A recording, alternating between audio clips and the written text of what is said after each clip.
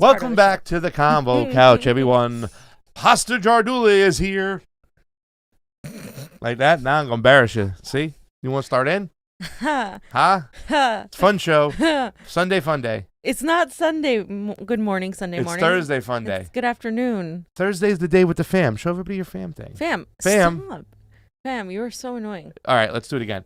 Welcome back to the Convo Couch, everyone. Pasta Jardula here. I'm Fee. What's up? And that is Johnny Sue spinning on those You ones guys and know. twos. I always hear You already Vince know. Fontaine in my head. Remember from the movie God. Grease? Yeah, I remember. Johnny has watched Grease. He knows the movie by heart. It's So do Johnny I. Grease. Johnny Grease. Johnny Greaser? He's a greaser? He's one of the Grease Lightnings? Yeah. Johnny, who was your favorite character in Grease? Was it definitely Sonny Lattieri? He's Sonny Italian. Lattieri all the way. That's me. I was in the play 3 times and I was Sonny Lattieri. The most obnoxious character of all? Gee, why am I not surprised? Dude, why does Slow News Day got to call me out in front of my friends? He goes, Pasta rocking the Van Heusen collection. How does he know my shirts? How do you know I got a Van Heusen on, man? Why you got to blow me up in front of my friends? It's too easy not to. Oh, my Atlanta. By the way, there's a dolphin. Bethlehem Tessafe, thank you so much right off the jab. What's that? Taylor Kayani Jackson has shared your stream. Thank you, Taylor. Thank you Keep for sharing the sharing. stream. And Jackie Pagao. Hi, fam. Fam! Hi, Jackie. All right, so it's a Thursday fun day for us right now. Yeah. We're going to have a fun stream. We're going to talk about some tweets, get the sense of what's We're going gonna around shit out there, talk fam. basically today. We are. It's a shit talking kind of day. So we're gonna have a For few you? tweets and ask It's us been a anything. You shit-talking guys kinda can ask year. us anything, and if you can super ray us and ask us anything, that'd be great. What he's got to add the little goal because we have a goal because we're going to DC. And then maybe other places. Who knows? The Yeah, Convo Couch is on the road. We're on the road. We're going on the road. DC. There's a little talk out there, a little pizza challenge. Gonna have to settle this, fam, because I'm done with this shit. Yeah. I'm done with this. I mean, whole Chicago pizza being as good as New York pizza. I didn't want to be mean to a guy on his birthday, but you're sniffing glue, okay? You're sniffing glue, and you put your money where your mouth is. I should say, well, cough, hard lens. Put your pizza where my mouth is, and we will settle this. So we're trying to work out some things. We're seeing what's going on. We're definitely going to DC. It's very important that you guys join in on the whole participation. If you can come there, you come out to DC and do it. Niko House will be out there with us. Action for Assange people will be out there, including one guy who, if you don't show up, will show up at your door, ring your bell, and as you open the door, will smack you across the face with a giant mackerel. Okay? I don't want to do anything to Tom Padawan's children over there, but I will do so if I have to. That's from the Van Heusen collection by Pasta Jardula, and I don't do tricks. I love that one. I don't do tricks. I don't do tricks either. Like, I think that's the issue when he's like, Fee, go perform. I'm like, I didn't know how to vocalize it, Steve, but thank you so much for giving me the proper words. Exactly. I don't do tricks, Pasta. Yeah. Okay, Yeah. I'm not like a seal here. Like, I'm not I relate. in a Hollywood setting anymore. Okay, I don't have to like perform right now. Okay. By the way- usually Fee's just like, shut the fuck up. Yeah, I know, right? She doesn't. It's those moments you gotta, maybe we should sign up to do like a reality show where they film us all the time. No, so when you thank just do it naturally, we have it captured, so I don't have to ask you to do tricks. Fam, the last thing in my life that I want to do is a reality show. Okay. Like, well, this is kind of a reality show. We're in the politics. no, hardcore this and- is reality. Hold on a we second. live We in have a a phone fucking call. cartoon. Oh, Hello, thank you very much. You're on the line with the Convo Couch. How can we help you? Hey, Craig. First of all, Daniel got into the studio, and like I said, I knew he'd be on board. He's 100. Kit. Hold on, you're live on the Convo Couch. We're streaming. You're into the microphone, so we were talking about pizza, and that's why we thought you called. So you're live with the Convo Couch. Why don't you tell everybody who's on the phone? Yeah, somehow. I don't know. Okay. All right, my bad. I didn't know that you guys are live. I guess do we keep what we talked about hush for a while then? No. You're here to break the news. This is breaking news live with Hardlands, Kit Cabello, and Daniel laughing in the background. We said, put your pizza where our mouth is. Enough of this talk, and we want to be nice for your birthday, but it's over now. There's so nothing it's dirty on. about that. Okay, well, here's the deal. We are definitely happy to have you on our show on March 19th and March 20th. Daniel will be more than happy to run the board on the 20th. So on March 19th, let us know if you guys can be on our show, so that way we could set it up. And because you'll be on Hard Lens Media, we offer this for you guys to even add in stories that you want to cover. So it could be or have the entire suite. Just do what you want to do, because we're more than happy to do a online video collaboration with you guys on March 19th and March 20th, as well as continue to bring real coverage to a real hero, and that is Julian Assange, and what's happening also to bring more awareness so that he could finally come home. You know what, Kit? That is awesome. You just heard it, ladies and gentlemen. Kit Cabello joined the Convo Couch Live to break the news. The 19th and 20th, following the fuck censorship and the Action for Assange rally, we will be with Hard Lens, and we will also do the Pizza Challenge as well. The Pizza Wars. Well, here's the thing. We have a pizza in mind. Now, I know you guys are doing are vegans as well. Yep. But I want to make sure that if you guys want to have some Chicago-style pizza, I recommend Pequod's Pizza. Now, see if they have a vegan dish, but they might not. But we're willing to do what we can so we can get something delicious and nutritious for our fellow friends in California. Well, I can't tell you enough, Kid, how much we appreciate this and how excited we are. We were talking about this yesterday. We can't wait to come to see you, Daniel, the whole Hard Lens crew, and just have a great time and do some fun shows. It's long overdue, the collaboration of this independent media, my man. So we look forward to it. All right. Well, nonetheless, you guys take care. Keep on speaking truth to power. I'm really impressed with all the work that you've done recently. I know that last night you guys premiered a 2-minute or 3-minute video of the work you've done in 2020. We're looking forward to doing future collaborations with all of you. Stay safe out there, and more importantly, we need more voices to speak out so that we actually have a chance to bring in real independent media and empower those that will be ready to fight for a better future. Yeah. Hell yeah, Kit. We love you, and we'll see you later. Kit. And on closing, New York pizza is better than Chicago pizza. Bye. I was going to do something like that, but then you did it, Berg. I gotcha. Kit. Got ya. By the way, Muhammad Afzal, who's missed the last couple shows, Muhammad, we were worried. We didn't know where you were. Thank you for showing back up. Always gives us the Super A. The guy has been amazing. Thank you so much, Muhammad. Benny Massimo never misses a show, right? On to Washington. Join us. And you see that right up there. You can click that button, right, Johnny? You can't click that button. How did I go donate? Streamlabs. Is there a link they can look at? And see that support the Streamlabs right there? In the red? Under Rokfin? Yeah. Can we somehow put it in the chat? We'll put it in the chat. Click it on. That's the meter. We want that thermometer to bust red, fam, and break it on open. Help us get to Washington, D.C. for the fuck censorship rally. And we're going to just go hard. We're going to be there with the Action for Assange people. We're going to go hard, and then we're going to go Hard Lens. Oh. And then we're going to go over to, after with D.C., we're going over to Hard Lens. Mm-hmm. And we're going to go do some stories over there in Chicago, talk about what's going on, collaborate independent media. Chi-Town. So, Chi-Town, we're there. Johnny, have you ever been to Chi-Town? Nope. Yes, you have. Oh, yeah. Johnny Chicago, Johnny Chi-Town. When were you there? When he was little. He hasn't been there as an adult. Baby. We're going to Chi-Town, Johnny Chi-Town. Johnny Chi-Town. Terry Strock, much love. Your reports are top-notch.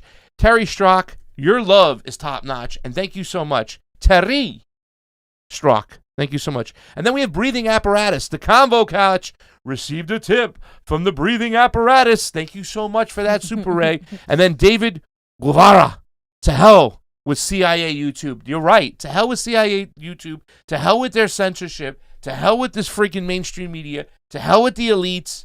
To hell with the CIA. To hell with them all, man. Enough is enough, man. We did that story yesterday. What they did to Max Blumenthal in the Gray Zone was disgusting. And then the fact is they have the same kind of stories parallel, but the people they want you to hear, the narrative they want you to hear. Is that okay, fam? No, fam. It's not okay. It's not. You know what's also not okay, fam? What's that? To be a hypocrite, to be an opportunist, to be an actress. Yes. As a politician. And I think the vast majority of our politicians in Congress right now are just complete and total role players. They're absolutely doing nothing. They're promising perhaps a look at a stimulus in April. Meanwhile, all of the promises that Biden supposedly gave to progressives that people like AOC and the squad and some of these Bernie progressives were pushing, hey, you have to vote for Biden to mitigate this damage. You have to vote for Biden because if you don't, you're privileged. And look at all the kids in cages. At least Biden's good on immigration. He's better than Trump. He's going to, rein in ICE. He's going to do something. He's not going to separate families anymore. It's all going to stop, even though he was part of the administration that helped exacerbate this situation, not only through their putting kids in actual cages and building these cages, but through their foreign policy, Libya, Honduras, we could go on and on and on. But now it seems that because we have a Democratic president, that the words change. It's automatically a magical. No. The cages are now built of gold. Oh. And they're rainbows, and they're no longer cages. Now they're facilities, influx facilities. Oh, so AOC, nice blue check mark, 12.5 million people. Fam, I know she's not following this. I saw the picture of her by the cage, crying and stuff. So what do we have here? What's the first one? So, so she says, this is in reply to this person, Andrew Winston. He said, even if we stop separating kids from parents, which God, I hope we did, aren't there minors arriving unaccompanied and the thousands that Trump stranded? What's the right path for them? Won't there be some sort of form of government housing, permanent solutions to be found? She says, one short-term shift is requiring influx facilities with children to be licensed. Oh, influx. And another issue is whether these services should be contracted out the way they are and whether facilities with controversial records, example Homestead, should even be reopened. So we went from being a progressive that it supports something like abolish ICE, right? Being a progressive that has been talking about Trump and how vile he is and putting these kids in these cages, to running interference PR for the Biden administration via immigration. That's what she's doing. That's all she's doing is running interference. Oh, well, now these are influx facilities. Oh. Call them what you called them when it was Donald Trump. Because as far as I know, unless there was some magical shift in the quantum physics of this entire earth to where the facilities change into something that isn't a freaking prison, then you should call them what they are. Why are you now trying to make this word somehow more acceptable and more decorative and better when it's exactly the same fucking shit? People are still in these cages. People are freezing in Texas in these cages. If you ran on this and if you supported the shutting down of these prisons, these concentration camps like they were called under the Trump administration, why is it now an influx facility? What changed? Because as far as I know, nothing's changed. Yeah. Only the language has changed. George Carlin did a whole bit about this. He says, at first in Vietnam, these kids were coming home and they were calling it shell-shocked. They were shell-shocked, but that didn't sound good. So they had to change the language in the mainstream media and the government officials to battle fatigue. And it was battle fatigue for a while, right. But then the word battle just didn't come across right, so they changed it to PTSD. So now we've gone from shell shock to battle fatigue to PTSD, and they're doing the same thing. It's kids in cages now to facilities, fam, because it's your president, it's your team. Right. And this is for all those people out there who said that we had to mitigate damage. No, this is what you voted for, and you're stupid to not expect these results, because we were saying this from the get-go. The causes of these kids having to come and be put in these cages and showing up on our doorstep is because what we did with our foreign policy. And not only did Biden facilitate this with his actions in the Honduras and the North Triangle, he did it in Yemen too. So then when you hear him start talking about, we're going to end the Yemen war and stuff, no, you helped start it. So why would you give the keys back to a guy like Biden who facilitated all these type of migrants leaving their countries because of our foreign policy? Dumb. And you got blood on your hands, and don't fucking ever forget that. Help us out, the Fuck Censorship Tour. We're getting ready there. You can see up the stuff over there. Fam, let's talk about this. I don't like to see Jordan, his tweets, but this was good. And this is what Glenn Greenwald said. This is not torture. These are enhanced interrogation tactics. That's what they did with torture. They changed the language. Yeah. So take a look at this right here. Here we go. Oh, she's wonderful, this one. This is not kids being kept in cages. This is kids. This is a facility that was opened that's going to follow the same standards as other HHS facilities. This is not kids being kept in cages. This is kids. This is a facility that was opened. This is not kids being kept in cages. I am not kids being kept in cages. No. It's not. Jonny, do you have before I go up? Do you have anything to say on this? Because I want to hear from you on this issue. You know, words are important, and They are. when They are important. they're just changing the fucking language. I mean, it's disgusting. I don't know what else to say. It's disgusting. They politicized it, the whole it's thing, disgusting. the whole time. Guys, they literally did not change a goddamn thing. It's literally the same fucking shit. Do you think these kids give a crap about what you call the fucking prison they're in? Do you think these people care? Who's doing this? Who is imprisoning people and putting them in cages because they're coming to this country because we ruined their fucking country? We have to come to terms with what our government did on our behalf. Yeah. We have to come to terms with that and really understand why this is happening. Like, if you don't want an influx of immigrants and if you're going to blame them for your economic issues, well, stop blaming these people. Look at the economics of it. Look at who's making these moves, whether it's Trump or Biden. Okay, with Trump, you get the full out right. Yeah, these people need to be prosecuted for crossing the border. Yeah. With Biden, you get, well, let's call them influx facilities. And no. These aren't ICE detention centers. Which is worse? To me, this is worse because you're fucking making it out to be some beautiful fucking vacation resort that it is not. And that is disgusting. It requires a level of manipulation, a level of what sociopathic power or something to talk about this in a way that is to tell people outright, lie to their faces that this is any different. Yeah. Guys, it's not. How many people do we know, progressives, say that the reason why they're voting for Joe Biden was because of this one issue, because of the kids in cages? So many of them said that we're going to vote for them for the kids in the cages. I'm like, first of all, he's the reason the kids had to come here in the first place, and you can't ignore that. You know what I'm saying? And you can argue the fact that, Donald Trump continue on those policies when they get here, they're treated different, but he was the actual cause of that.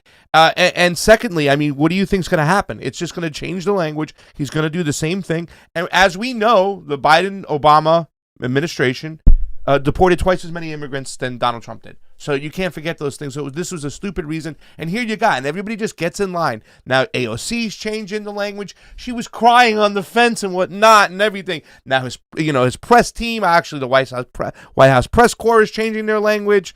So people, don't be fooled. Here, listen, we got a good shot of Biden reopening this facility here in Homestead, right? Here we go. Boom. Jonny, I think we need to take another trip to freaking Mexico. No, the other one. That we put in there? No. Biden unveils cool teen migrant detention center where youths can hang out and never leave. I mean, he's cutting the ribbon, fam. This is the Onion, but the Onion is telling more truth and has been these last few years. This is why Steve is right. We do live in a cartoon, and we might as well just enjoy the cartoonishness of it, because what is this? I mean, this is true. They are making it out to be some sort of freaking a teen camp or a kids camp where these kids go and it's different now. Oh yeah, it's a wholly different thing. But it's the same fucking shit. Guys, Jonny, what's the next picture? Is it the AOC one? I love this one. People are gonna get here. It is. Kids in cages. Now it's an overflow facilities for unaccompanied migrant children. But fam, she's doing something. Fam, she aligns closest with our values, Jonny. You right winger, she's doing something, dude. What's she doing, other than changing the language? I just prove me wrong. What the fuck is she doing other than changing the language? I want to know specifics as to what intellectual, nice piece of legislation she's put out to actually say abolish ICE, because that's what she ran on, right? If she didn't run on that, I wouldn't be saying that, but she ran on Medicare for all. Doesn't put legislation for that. She ran on a Green New Deal. Her Green New Deal included fracking. It was completely co-opted. That's the only piece of legislation. It was a resolution. She ran on progressive issues like the minimum wage, so she's supporting that. But is she really hardcore introducing legislation regarding a stimulus? Because she could do that. She could do that. Yeah. So could anybody, right? But I expect more from people who ran on these issues. That's the thing. You can't tell me why aren't you yelling at Republicans, because they weren't going to do this anyway. They didn't say we're going to shut down ICE. They didn't say we're going to stop the kids in cages. They didn't say that. These people did. So that's why I'm pissed, because they were supposed to actually oppose the establishment. And what the hell are they doing? They're joining it, and they're actually capitulating to it and propping it up and saying it's better choice than what we last had. And I've said personally that if I had a gun to my head, I would vote for Donald Trump over Joe Biden because I knew shit like this would happen, and it would come with the ice cream cones and the people making excuses. Because here's another reason. Yeah, it's like, oh, here you go. I'm eating an ice cream, you lying dog-faced pony soldier. And Cultist Demon, I see you there. We're going to get to you in a second. But, I mean, one of the reasons why a lot of progressives are so entrenched, I think, and they think that they can't go to the other side is not because they feel the other side is worse, but all the work they did. They feel if they kind of call out AOC and whatnot, it invalidates all the work they've been doing because they were so aligned with her, and it was all about being a compassionate activist and getting out there and hitting the ground. So when you say that, oh, well, you have to stop and you have to get away from the squad and whatnot, it's something that connects the dots to them to saying, well, you can't just discredit all the work we've been doing and stuff. You know what I'm saying? They feel it's a step back in progress, and they don't want to do that, fam. So therefore, they cling on to who they think in Congress best represents the activists on the street, and that still is AOC and the squad. And people like Nina Turner just re-encouraged them to stay there. It's quite scary. I don't even think they have to stop. Like, if they believe in this sort of, okay, well, they're the best we have. Nobody's even asking you to throw them away. What I am asking you to do is hold people accountable. And you're not doing like a lot of them are afraid to do that. Like, they're afraid to say, oh, but there are allies. They're not being allies right now. I don't understand what allyship it means to you, but this isn't it. But changing the words of something to make it more acceptable when it's the same exact dog pile of shit is not being an ally. It is pretty much running interference. This is all public relations to make it more acceptable to the public. So people go back and step back and are like, well, yeah, things are improving under Biden. Yeah. Like, okay, name what? What's improving under Biden? Nothing. Oh, the Paris Climate Agreement. Okay, oh, that's wow. Is that actually stopping any sort of is it actual legislation to stop the growing issues regarding climate change? No. But we're part of the agreement now. Fam, we're taking more seriously around the world now. Now that Biden's back in charge, and we have people a more diverse cabinet, like people like General Lloyd Austin. So we have intersectional fascism, is what you're talking about. Okay, great. Thanks. It's a joke. You're a joke if you still support this behavior and this actions. Just hold them accountable. And you did say you were going to hold them accountable. We're going to vote them in, and then we're going to fight like hell to hold them accountable. Put their feet in the fire. Let's go. Because there's shit going on. Where's the feet in the fire? There's shit's going on. And the whole Yemen thing we're going to talk about. So, guys, hit that fuck censorship fundraiser. I love this name. He didn't leave a super rate, but I got to mention it. A Dingo Ate Me Baby. Hi, y'all. What a great name. A Dingo Ate Me Baby. Hopefully you're coming from Australia. They ain't blocking Rokfin over there. Trey Wright. Thank you so much for the Super Ray. We appreciate it, Trey Wright. Facts on the ground. Support independent media. Love you, fam. We got to get you a fam shirt, Misty. You need one. And say hi to Jesse out there. She already has a Putin one. Facts on the ground. We got to get her another I Heart Putin shirt. Hogfart S. Where you been, Hogfart? Love that name. Isn't that the best name there? I'm sure it's your favorite. I raise you to fuckings. Yeah. Whatever Hogfart says. Hogfart knows. Guys, we have 62 people. Let's get to 100 people and stuff. And really quick, I just want to mention some people on YouTube right now. We have 344 of you. B-Rad, Gamer for Life, Jim Doe, Parviz, Narmak. You guys, you see that up there? Jilly Love, how you doing? T. Oliver, Another Worldview is Possible. Hit that fundraiser. Let's get that thermometer all the way there. Let's help the Convo Couch bring you real media, not that fake-ass media the mainstream media wants you to. You ever put on MSNBC nowadays? It is scary. It's Trump did this, Trump did that, Trump did this, Trump did that. Still, fam. And he's been out of office for quite some time. Autumn Sword, we love you. Larry Fine, how you doing?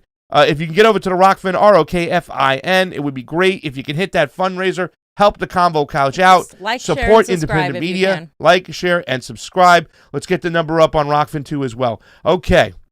So the next topic, I'm getting there right now. Sorry about that. I'm all over the place here. So Biden. Real quick. Sorry, Johnny. We got a few Streamlabs chats. You can see that. So to donate to the protest fundraiser, do it through the Streamlabs. The link is in the Convo Couch YouTube chat. And it's also there in red under the Join Us on Rokfin. That's it right there. Streamlabs.com/the Convo Couch. So we got a few tips. Neologists. So I'll just redo it here. Nice. It says, watch infrared. Infrared is taking on the left. Wow. What is infrared? Neologist, thank you. Wit to Wit says Chicago deep dish, the best. Sorry. All right, Wit to Wit, you are being banned from our chat. Well, you know, if you want to, please, Wit to Wit. No, there's no comparison.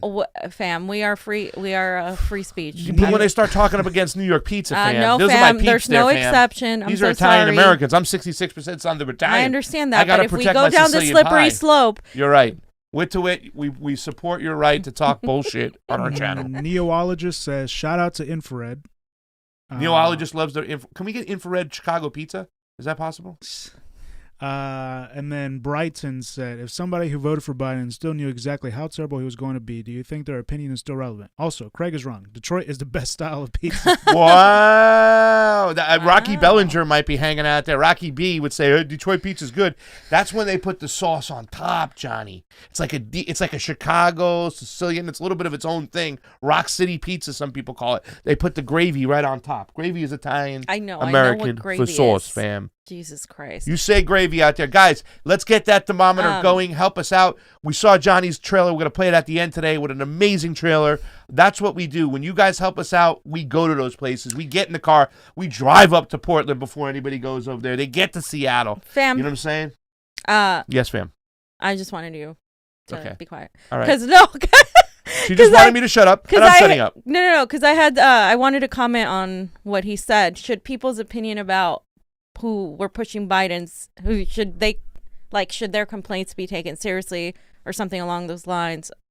Like I said that the other day, I think it's really hard to buy a lot of these progressives that are now complaining about Joe Biden. Like, oh my God, I can't believe he's doing this. This is awful. Here goes Joe Biden. The same people that were like pushing for, they were pushing for Joe Biden. And it's the reason I'm so critical of it. It's because it's happened before. It happened with Hillary. It's happening with Biden. This is what happens all the time. These progressives, oh, you need to vote for Biden to mitigate damage. Oh, I'm outraged. I can't believe he's doing this. Then time passes by. We get to 2024. You have to vote for Kamala Harris because otherwise Trump's going to win. It's the same cycle over and over again. They rinse and repeat the same fucking shit. Like, no. Like, if people are going to continuously call themselves leftists and all this crap and continuously vote for warmongers, like, I'm sorry, like, everything you say is going to be in doubt after that because you're not actually taking the action. It's really easy to tweet about something. It's a lot more difficult to actually do it in action in reality, right? And like, I just don't trust the opinions of people who have been like continuously pushing the establishment and now act like, oh my God, this is so bad. We need to hold Biden accountable. Oh, like, it's like, really? But you were pushing for this. And are you going to push for this again when Kamala Harris runs in 2024? Likely. By the way, there's not a Super Ray, but it's somebody who left something. It's a check mark over here on Rokfin. It's a check mark. Yeah, I'm going to read this here. And you tell me who I am. Detroit pizza is toppings on the bottom, then cheese, then sauce on the top. Hold the mackerels. Okay, so thank you, because I was confused before that. I was trying to figure out what the hell Pasta was saying about now it makes perfect sense. Thank you. Yeah, they just do it reverse, and the sauce is like nice and hot on top. You know what I'm saying? It's pretty awesome, but once again, it comes down to the crust. You're going to get good crust. How do you get good crust? Good water. The secret about Brooklyn pizza is that their water comes from the Catskill Mountains, fam. Some of the best water in the world that goes down, it breaks. I'm telling you, Brooklyn water out of the tap is like amazing water because it's kind of it's got all these minerals and sentiments in it from the Catskill Mountains, and that's why their pizza in Brooklyn is some of the best. Well, also, I was going to say earlier that Italian pizza from Italy is probably the best. It is the best. It's freaking delicious. Pizza was kind of taken by Italian Americans and made into something different. Have you ever had the pizza in Italy? Fam. Okay, no. Everybody, listen. Until you do, then Get the like, hell out of here with this. That's why Morgan Carey was saying, pasta is one New Yorker to another. New York pizza doesn't hold a candle to pizza in Italy, particularly in Napoli. Yeah. All right. Today, there's a lot of people who are causing trouble in the chats today. All right. Let's just say that. Let's get on to the. By the way, 74 people on Rokfin early. Great tips from you guys. That is so awesome that you're helping us out. There's over 300 people, close to 400 people on the YouTubes. Get on over to the Rokfin, Rokfin. Guys, it's a good day to buy Bitcoin. If you haven't bought it, go on there, buy it. The price is nice and low. Let's shoot it up because it's perfect time for the pickings. And it's part about breaking, it's revolution, the Bitcoin revolution. So, yes, do that. And if you hit that button up there, the Fuck Censorship Protest, we have a little place where you can donate. I can see, I think it went up $2 again. Help us out. Convo Couch is going to D.C. on March 17th. We're doing the Fuck Censorship protest. We're doing it after the Action for Assange. People do their thing. They're also having a little event on the 18th. And then on the 19th, we've just been invited to go out to Hard Lens Media in Chicago to do some shows over there. Indie journalism getting together, reporting on the ground. And we're going to do some stuff over there as well. And more to come, more information. But you help us out, ladies and gentlemen. I'm fighting Kit. That's what's going to happen. You help us out by giving us these donations. That's what we do with these donations. Yeah. So thank you so much, and we can't thank you enough. Fam. So what's the next section? This is the news section? Yeah, so Biden's priorities are, 1, to help gamers out, 2, to defend Tandon. And no stimulus, nothing on ICE detention. No health care. Nope. Massive censorship, of course, via big tech. But at least we can play Xbox and PS5. Johnny, you might be interested in this. So President Biden is expected to sign an executive order that will kick off a 100-day review of the semiconductor shortage affecting PS5 and Xbox Series X. Johnny, can you explain what's going on with that? I honestly have no idea. He's a gamer. He's like too busy playing Xbox to know. I guess to create the PS5 and Xbox, you need a certain type of semiconductor, and I'm guessing that this is a whistle to more coups. Right, exactly. So that's what basically this is, right? Okay, so he's expected to sign this executive order, and basically it's a collective call from companies such as Apple, Sony, AMD, and Qualcomm to take notice of shortages of what it might mean for the economy in the short and long term. Quote, semiconductors play a critical role in enabling the products and services that fuel our economy, contribute to American innovation, and enhance our national security. The group said in a letter to the president last week, given the central role of semiconductors, strengthening the U.S. position in semiconductor research, design, and manufacturing is a national priority. So Johnny is right that this is it's like about national security. They're talking about these semiconductors being just so pivotal to enhancing our national security. And so it's really interesting. There's really no reason why Joe Biden would do this unless, maybe he is getting weird in the head. He is. That without this being something like that, right? Yeah. And so apparently the shortage is a reason behind the stock issues for electronics such as Xbox Series and PlayStation 5, as well as computer components like GPUs, laptops, and more. No, this is interesting. AMD, a lot of Bitcoin miners use, the company AMD, to create the processors that verify the transactions on the blockchain. Wow. So that's interesting. But Apple and Sony are in there too. Yeah, I don't know. This is interesting. Johnny, why don't you ever play on Twitch? Because he sucks and doesn't want everybody to see how bad he sucks. Well, because, I'm sure some Convo Couchers want to see Johnny play. What do you play? Warzone. Oh, Jesus Christ. Johnny Imperialist over here. Imperialist in the game, not in real life. Oh, sure. Johnny has to put a lot of times the team on his back and carry them, right, Johnny? So he doesn't play me hockey anymore. You want to know why? Best in the house. Yeah, Johnny loses to pasta all the time. In hockey. Yeah. You don't play me. A lot of people quit playing me hockey, fam, because I'm so good at it. It's the only video game I play is hockey. That's it. NHL. And if you want to get on, let me know. I'll wreck you too. So. Yeah, I think there should be a petition for Johnny to go on Twitch. Johnny petition? Fight Hassan Piker or something. Oh, Johnny, can you get a game with Hassan Piker and beat him down? Maybe we can get, you know what? We can bring back the old school games. Remember Mike Tyson's Punch Out? Jeez. Y'all remember Mike Tyson's Punch Out? No. It showed the Michael Tyson uppercut. Last Joe. Fam, talking about strong hands, let's talk about sharp elbows. Who's got them? So Igor Bobik. That's an interesting name. Said, Warren says the White House should stick by Tandon. Bleh. Of course she said this. The idea that Republicans are going to complain over someone who has sharp elbows on Twitter is pretty outrageous. Sharp elbows on Twitter. Yes, Warren, because that's all we're complaining about. Susan Sarandon said, so sharp elbows are okay, but snake emojis are a step too far. So she's throwing shade because if we recall, when Elizabeth Warren was running and she was being the snake that she is, people were putting snake emojis everywhere, and she complained that was just an attack, and she was upset. It was and violence. Like all her little Warren folk were like, that is sexist and it's misogynistic, and I can't believe these Bernie bros are using snake emojis. Well, now Warren's complaining about about these rough elbows or sharp elbows. Again, did you expect Elizabeth Warren to say anything better? No. I mean, she's Elizabeth Warren. She's once a snake, always a snake, right? Oof. And so she doesn't care about foreign policy.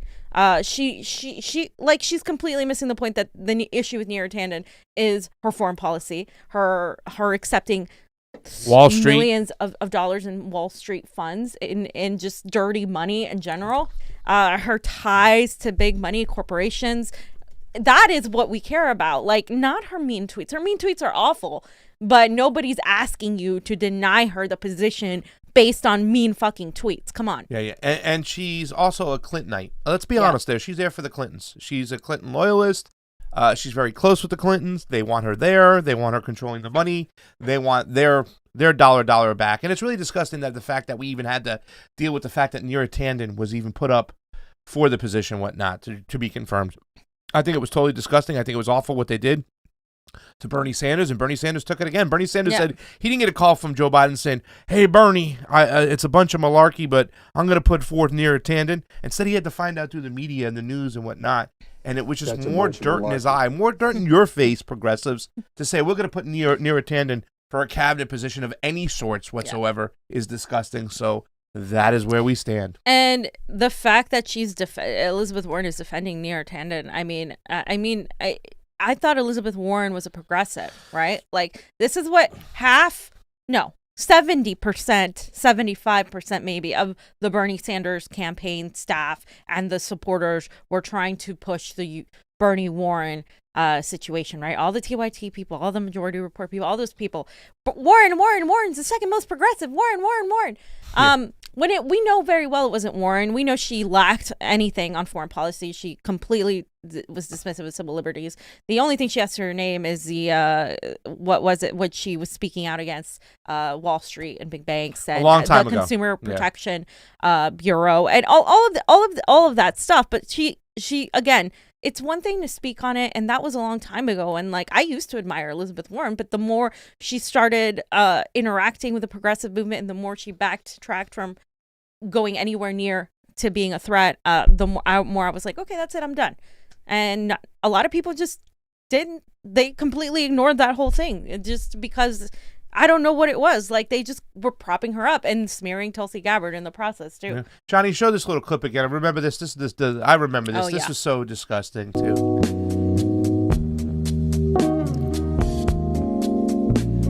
Look at Steyer. Yeah. Snake jazz.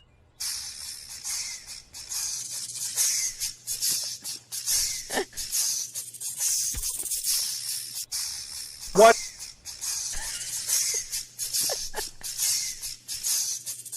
No.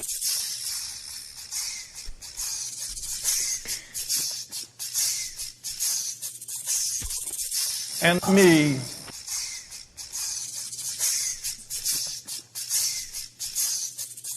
They ask you how you are, you just have to say that you're. Johnny, great work.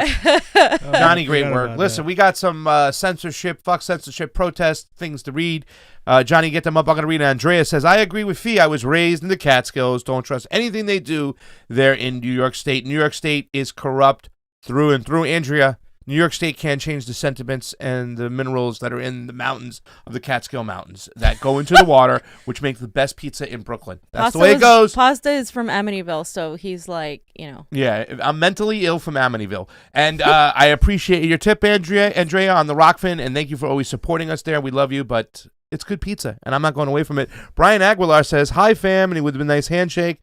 Steve is just all up in this chat right now. He's causing trouble. He's causing problems left and right, and he's going to hit you across the face with a mackerel. Would you stop with a mackerel? Well, he said that. He said he's going to step right up, and I'll sit you across the face. We have 86 people watching, and we're going to get to 100 today for you, fam. We have a great amount of Super Ray in there. I can't thank you guys enough. It's going to be awesome. Well, fam, she sets the standards. She wants at least 100 watching on Rokfin. That's the way it is.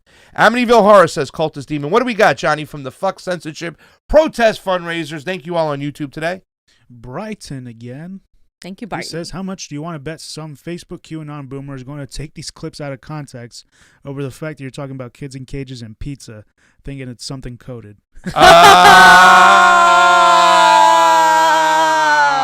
We just had can we talk about the video that was taken down? Oh, Jesus. Yeah. Well, you know what? I'll add it into the show. We'll add it at the end. But, yeah, that was that one. Give us another one, Johnny. Reeve just donated. Thank you, Reeve. Reeve Barker. Reeve. Trey Wright. Trey Wright. He's doing it over here. He's doing it over there. Thanks. This guy, Trey, he's like Muhammad Ali.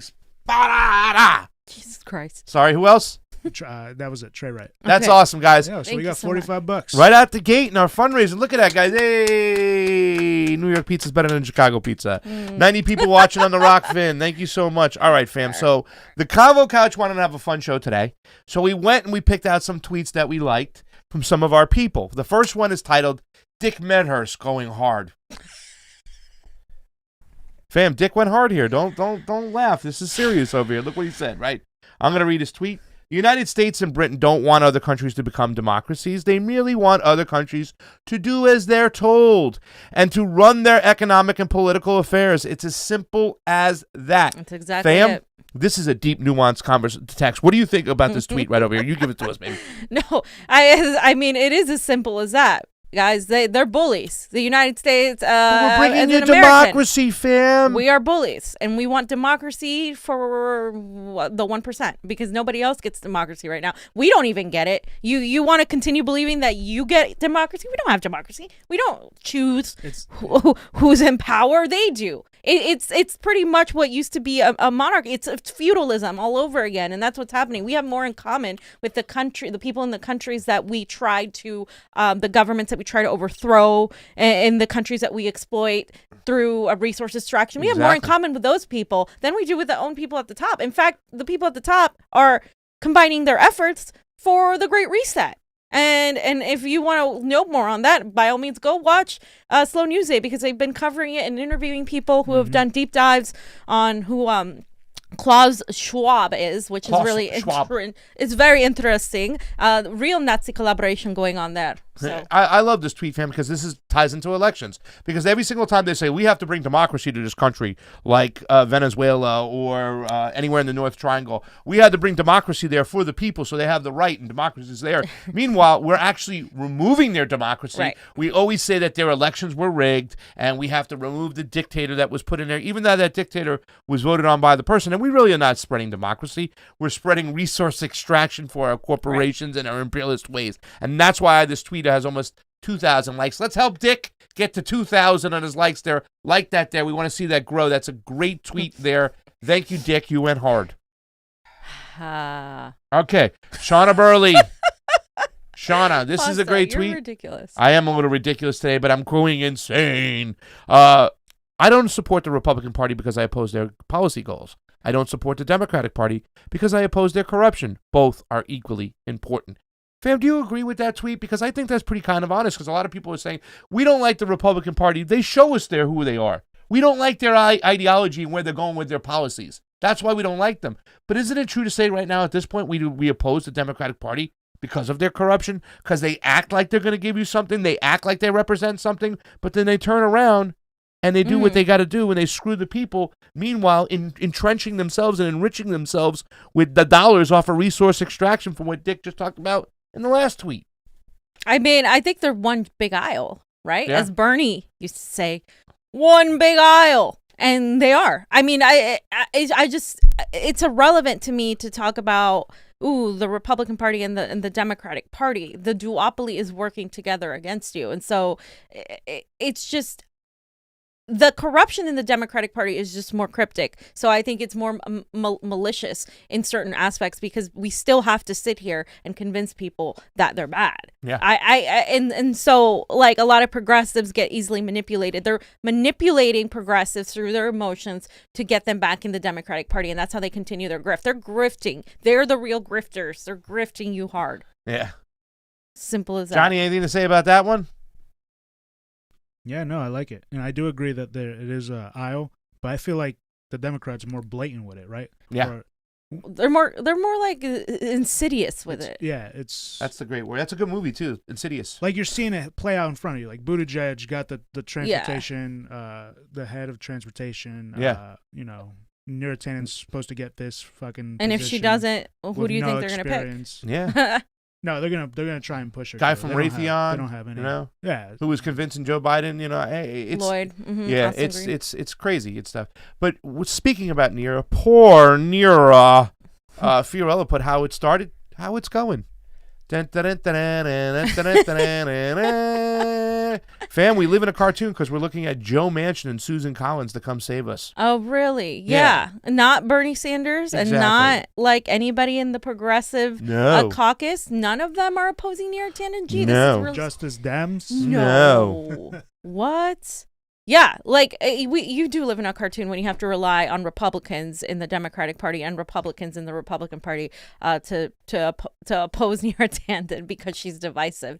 So we don't know. They're going to try to push her through. They postponed and delayed it. Bernie Sanders said that they're postponing it. He told Neera that. So it's not looking good for her, but at the same time, Joe Biden said he's going to continue pushing her, so we'll keep you posted on that. We'll see. Yeah, and it's just the true colors of people showing who are saying like, you should nominate Neera Tanen, the Elizabeth Warrens, and all these other people saying that you should. The Justice Democrats standing behind it. It's disgusting. That to me was the worst. Wow, like, but it just shows you worse every than single Elizabeth Warren because they're supposed to be like the progressives. Oh yeah, we're the Justice Democrats. No, you're just Democrats. That's all you are. You're just Democrats. It's not Justice Democrats. It's just Democrats. Just Democrats. Is that a tweet out there? Somebody needs to make it.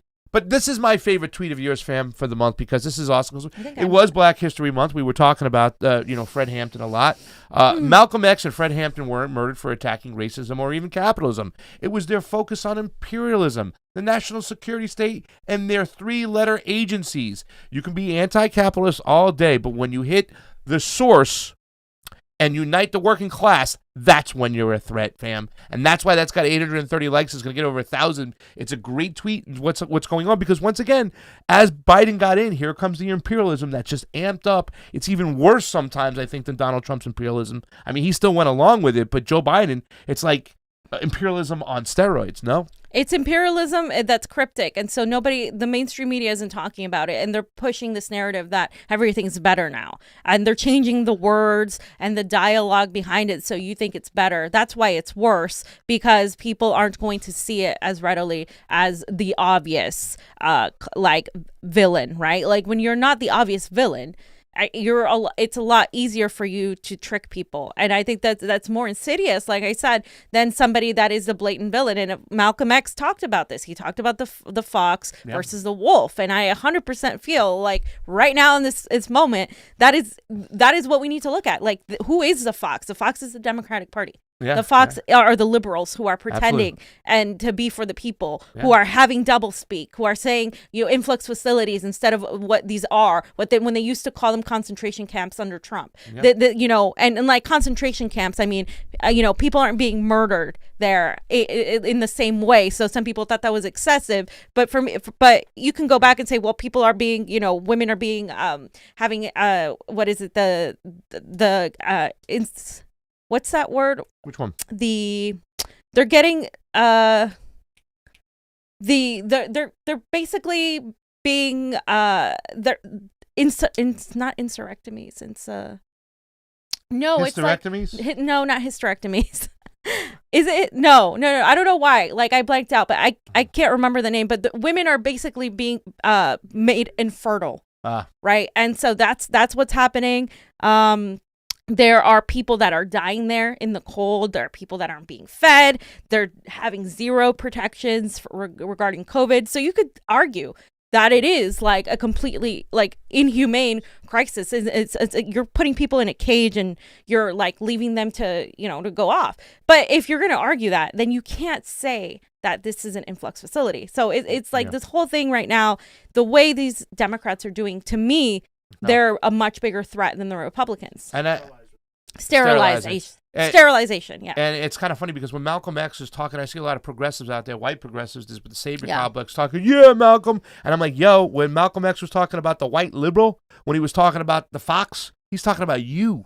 Like, you know what I'm saying? You stop backing these foxes in fear of the wolf. When he's talking about the white liberal, he's talking about you. And don't be a chump. He's worried about, he was talking about the Democratic Party for a long time back then, and they're doing the same thing right now. Right. And that's once again, we talk about the imperialism, and it was about the imperialism that we was talking about is when the state was like, okay, we got to get rid of Malcolm X. Well, yeah. Here's another one. Yeah. Hood Communist Blog. Little known history about Malcolm X. Kwame Nkrumah warned him when he was in Ghana that he was going to be murdered if he went back to the United States. Ghanaian intelligence intercepted U.S. communications talking about it. Nkrumah, I can't. That's Nkrumah talks about this in more letters from Kanarki. So that's the top one. So he was told when he was in Ghana, listen, they're gonna whack you if you go back. They're gonna. This is you're being an anti-imperialist right now, and now you're gonna get whacked. So you could just see how deep these three-letter agencies are, how much control they have, how much influence they have, fam. And when they want you gone, we're talking about J. Edgar Hoover's FBI, you're gone. They're going to whack you. Yeah, because he was talking about uniting the working class of all over. And then, Fred Hampton continued that as well. So that's why that was done quickly when he was so young, before he got any more power. By the way, fam, we have over 100 people watching on Rokfin. And we have some more rays. Let me read the super rays. Heather, thank you so much, Heather. We received a super ray from Heather. Heather. Thank you so much. Eddie Villegas received a tip from to the Convo Couch. Guys, thank you so much. Katie and Nick, I think Nira will still get in. Well, Katie and Nick, hold my beer is what Joe Biden's saying. Yep. And I think they'll find a way to get in there. I know he knows a lot of Republicans. He'll go back and give them what they want, and he'll get a couple people to cross over the lines, and they'll make some stupid excuses like, we couldn't sit here and wait for this all the time. We had to fill the position, so therefore we just voted to get her in, and it's Joe Biden won the presidency by a lot, so he has a right to pick his own nominations. Yeah, something like that will come across, and Nira will get in. You know what? I am with you, Katie and Nick. I agree. Don't celebrate yet, but I like that she's having a hard time. Yes. It makes me feel good that she's having a hard time and further exposing herself. Brian Aguilar, we will never get universal health care. It's not fair. Some of these other countries doing better than us. Not a lot of us doing better than us. Not a lot of can't afford it in the United States and the homeless. Did I make sense of that whole thing? We will never get universal health care. It's not fair. Some of these countries doing better than us. Not a lot of can't afford it in the United States and the homeless. Not a lot of people can afford. Yeah, like that's the thing. Like other countries, we're like the last country not to have it. It's ridiculous. People should be out in the streets, right? But we're not. And that tells you a lot of things. It's because a lot of people's job is tied to their health care, and they don't want to lose that. Yeah. North American Aid, OG North American Aid. Thank you so much. Just so I can read this one. This is a good one. Progressives, we're going to hold Biden accountable. Also progressive. Let's lie on Biden's behalf about $2,000 checks and kids in cages. Ooh. Did I get you a shirt yet? Did I get you a shirt? OG North American Ape, you've been a fan for a while. Hit us up on the convocouch@gmail.com. We've seen you in here continuously showing us love, helping us out. I want to send you a shirt. Please hit me up, theconvocouch@gmail.com. I run the shirt program here, ladies and gentlemen. It's one of my jobs. So I'm going to do that. Misha Key, keep up the good work, fam. Misha Key, you keep up the love. We do appreciate it. And we have 103 people watching. Money is just pouring in. We're over $100 in tips. We got over 50-something odd dollars. My phone's ringing because of the PayPal, Johnny. Read some stuff real quick. What do we got? Okay. So, Brighton again, he said, you know what? I may like Craig a bit more now. A man who plays nothing but NHL is a friend of mine. A donation stream of you and I playing together with you kicking my ass for 4 hours is a possibility in the future. It is definitely a possibility in the future if Johnny lets me use his Xbox. Johnny's taking the Xbox out of the living room, taking it into his own room. Look, man. He's taking my remote control. He's taking the batteries. He's taking his own headset. He doesn't want me playing anymore. But if a fan requests it like yourself, we got to get on some NHL, I'll go get the new NHL. Yeah, just get the new Xbox because Joe Biden is providing for. I'm going to go get the new NHL, and I'm going to play with the Islanders and Barzy and light your ass Just up. say it's for national security. Matthew Barzell. OG American Ape also said, progressives, we're going to hold Biden accountable. Oh, I already read that one. You already read that. Misha Key, I read that one. Oh, it just went up. Okay, so it just updated. Okay. And Cultist Demon's hanging out. Thank you, Cultist. Brighton again, he said, I never understood the Nina worship when there's literally a video of her praising Obama like any other liberal you see today. So because Can we talk about this? Well, okay, so what This happened? Obama love? No, but okay, so I understand it. So this happened a long time ago. So before Nina came into the Bernie movement in 2015 and 2016, yes, she did come from the establishment. She was very transparent about that. She talked to people about it. She said, look, she was part of that, and then she saw the light and wanted to jump on board with the Bernie Sanders movement. She was with Bernie, with Tulsi, and the whole entire time. So progressives trusted her, and they were like, yeah, like she's spitting truth. She's telling it like it is. She's really talking, and she's really like a great cheerleader for Bernie, especially, being a strong Black woman who was getting the word out there when all of these smears were coming that, Bernie Sanders didn't care about Black people, that he didn't, all these things that they were saying because he was trying to talk to Trump supporters, and poor working class white people in the Midwest and the South who got screwed by NAFTA and TPP. Remember, he was against those, just like Trump was. So that was that's why a lot of progressives were like, yeah, we can understand her changing her mind and stuff like that. So that's how that came about. And that's why it was over, people were like, yeah, she's progressive. Like, she moved on. But recently she quoted Barack Obama. And so when we went over that, we were like, well, you don't have to do this. Barack Obama's a warmonger. Like, even people who really support her are like, wait a minute, this isn't cool. Like, you don't need to quote anybody else. Quote Ajamu Baraka. Yeah. Right. Yeah. Quote but Ajamu Baraka is awesome. Yeah, but Barack Obama, it's like they got the wrong Baraka. And what is this love affair right now that a lot of progressives are praising Barack Obama? You know what I'm saying? Yeah. Did we not forget that his presidency gave us Donald Trump? The reason why Donald Trump got in office was Barack Obama. I think they have amnesia. Oh, United States of Amnesia is what Gore Vidal used to say. Yeah. We live in the United States of amnesia. And it's so true, fam, because what Barack Obama did was he bailed out the banks and said, mainstream, go screw yourself. And so many people got evicted after the 2008 crash, okay? He was an imperialist on high. He promoted the drone program. I mean, he once droned an American citizen, and they lied about it. The State Department said the kid was 22 years old. He was 16 years old, caught him at a barbecue. He was an American citizen, so just think about that. And he okayed that, okay? And then he tried to lie about it. And he also tried to lie about the moderate rebels when they were fanatical as can be. They were arming different groups in Syria. They were Al-Qaeda affiliated. He did Libya, right? He Syria, Libya, Honduras, through Hillary Clinton, Ukraine, through Joe Biden. I mean, and Joe Biden was one of the pushers of the Yemen war to give the Saudis what they want. So, I mean, it's just disgusting. And I don't know why people like Jabal Bauman are looked upon as progressives when he was like, I got an endorsement for Barack Obama. That alone should have said, okay, this is not a way we want to go over here.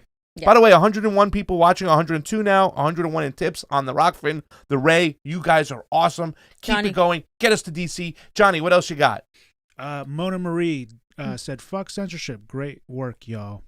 Thank you, Mona. Who else we got? That is it. Okay. All right. Moving right little emojis. Unrest in Haiti. Little Unrest gifts. in Haiti. You got little emojis over there, John? Johnny emoji? What do we got? Right there. Oh. Aw.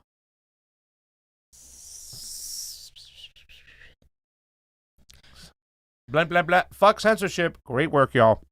Guys, help us out. Listen, there's a lot of places people don't go. The mainstream media stays out of places, whatnot. This next tweet right over here is an example of what's going on. Why isn't the mainstream media, the people who have the budgets, the people who can go to these places, why aren't they in Haiti when there's mass protest in the streets? Why?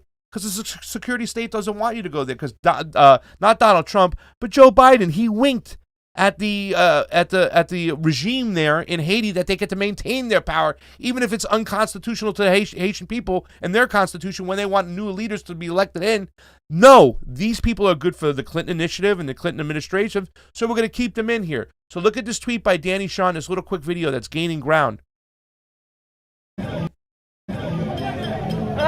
Another mass demonstration, weeks and weeks of mass demonstrations in Haiti with a clear message that Jovenel Moïse does not have a constitutional mandate. The main roadblock to Haitian progress, to the Haitian people being able to breathe and live free and have true self-determination, historically has been the U.S., the United Nations, the Organization of American States. How many times have they occupied, invaded Haiti? This mass movement, which continues to take the streets of Port-au-Prince, woke up. It's important that we give it international press coverage. If this was Hong Kong or Taiwan, according to one demonstrator, we would see international cameras everywhere. But because it's Haiti, and they've tried to instill neocolonialism on Haiti, we see an incredible double standard. Hopefully we can continue to give a platform to the Haitian revolutionary leadership to get their voices out to the world. There it is, fam. I mean, if it was Hong Kong or whatnot, we get the cameras out there because then we can push our anti-China rhetoric amongst the people. But what's going on in Haiti, we don't see anything. Well, and we've been raping that country dry. What the Clinton Initiative did over there, the Clinton Foundation did, was disgusting. They funneled a bunch of federal tax dollars and money, and instead of giving it to the Haitian people or donations from other people, and they funneled it into their own pockets. Free Port-au-Prince. Yeah, no, I was laughing at Pasta, not at what was going on there. But I just say it's crazy whenever we see somebody revolting against the United States, empirical, like the giant boot of the United States, right? Like when we see a country do that, when we see these people do that, we completely just either malign it or we don't show it. And when it's something like Hong Kong that it's completely beneficial to promote regime change, we're like, yeah, let's stand by and support democracy. Let's go you. Yeah, the United States is behind you. If the United States is behind you, chances are they want regime change. Yep. By the way, we have over 107 people watching on Rokfin, over $100 in tips over there. Ladies and gentlemen, help us out. Help us get to Washington, D.C. for the censorship protest. We got more. I can feel my phone is buzzing because I got the PayPal thing on here and it's just buzzing, Johnny. But let's do this next one and then we'll go over a couple tweets after because I want you guys to explain this a little bit to me. We had to get Glory Jones up there. Glory Jones will be joining us in D.C. to get out there for the censorship protest. And of course, you know, she's an Assange advocate. She says, progressives, cheer on big tech censorship. Big tech, censor progressives. Censors progressives. Progressives are Okay, Johnny, can you redo that the right way? Because progressives. Hold on. Cheer on big tech censorship. No. Big tech censors progressives. Progressives. Cheer on big tech censorship. Big tech censors progressives. Progressives. All right, who is this character? That's you don't know who this is? No, is that Pikachu? Oh my god. Guys, I'm 47. I skipped the whole Pikachu thing. I did mess around with the, what do you call the game again? Pokemon game on my phone and stuff. Pokemon Go. Yeah, like I had to drive. I was in Boca Raton, Florida, and I had to drive down a mile down A1A to go get some more stuff so I can play. Like I had to go to a location. I had to drive in like a driveway and then get the coins to play. So I did. Does anybody still play Pokemon Go? I played it for a little bit. Dude, this is Pikachu is like one of the rare characters, right? No, not really. He's just a classic. What's the rare character? Charmander. No. Yeah. There was something where everybody was running to. Are you talking about Mewtwo? No, the most rarest character. They were running to Grand Central Park, I think it was. In New York, they were all running it because they heard this one character was there, and they want to go pick him up. Who's the rarest characters? Help us out.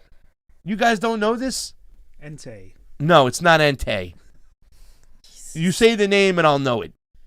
Okay, so basically, what Gloria Jones was pointing out was that a lot of these progressives are complaining about censorship against them, but were for it when it was a right winger or when somebody they didn't like got censored.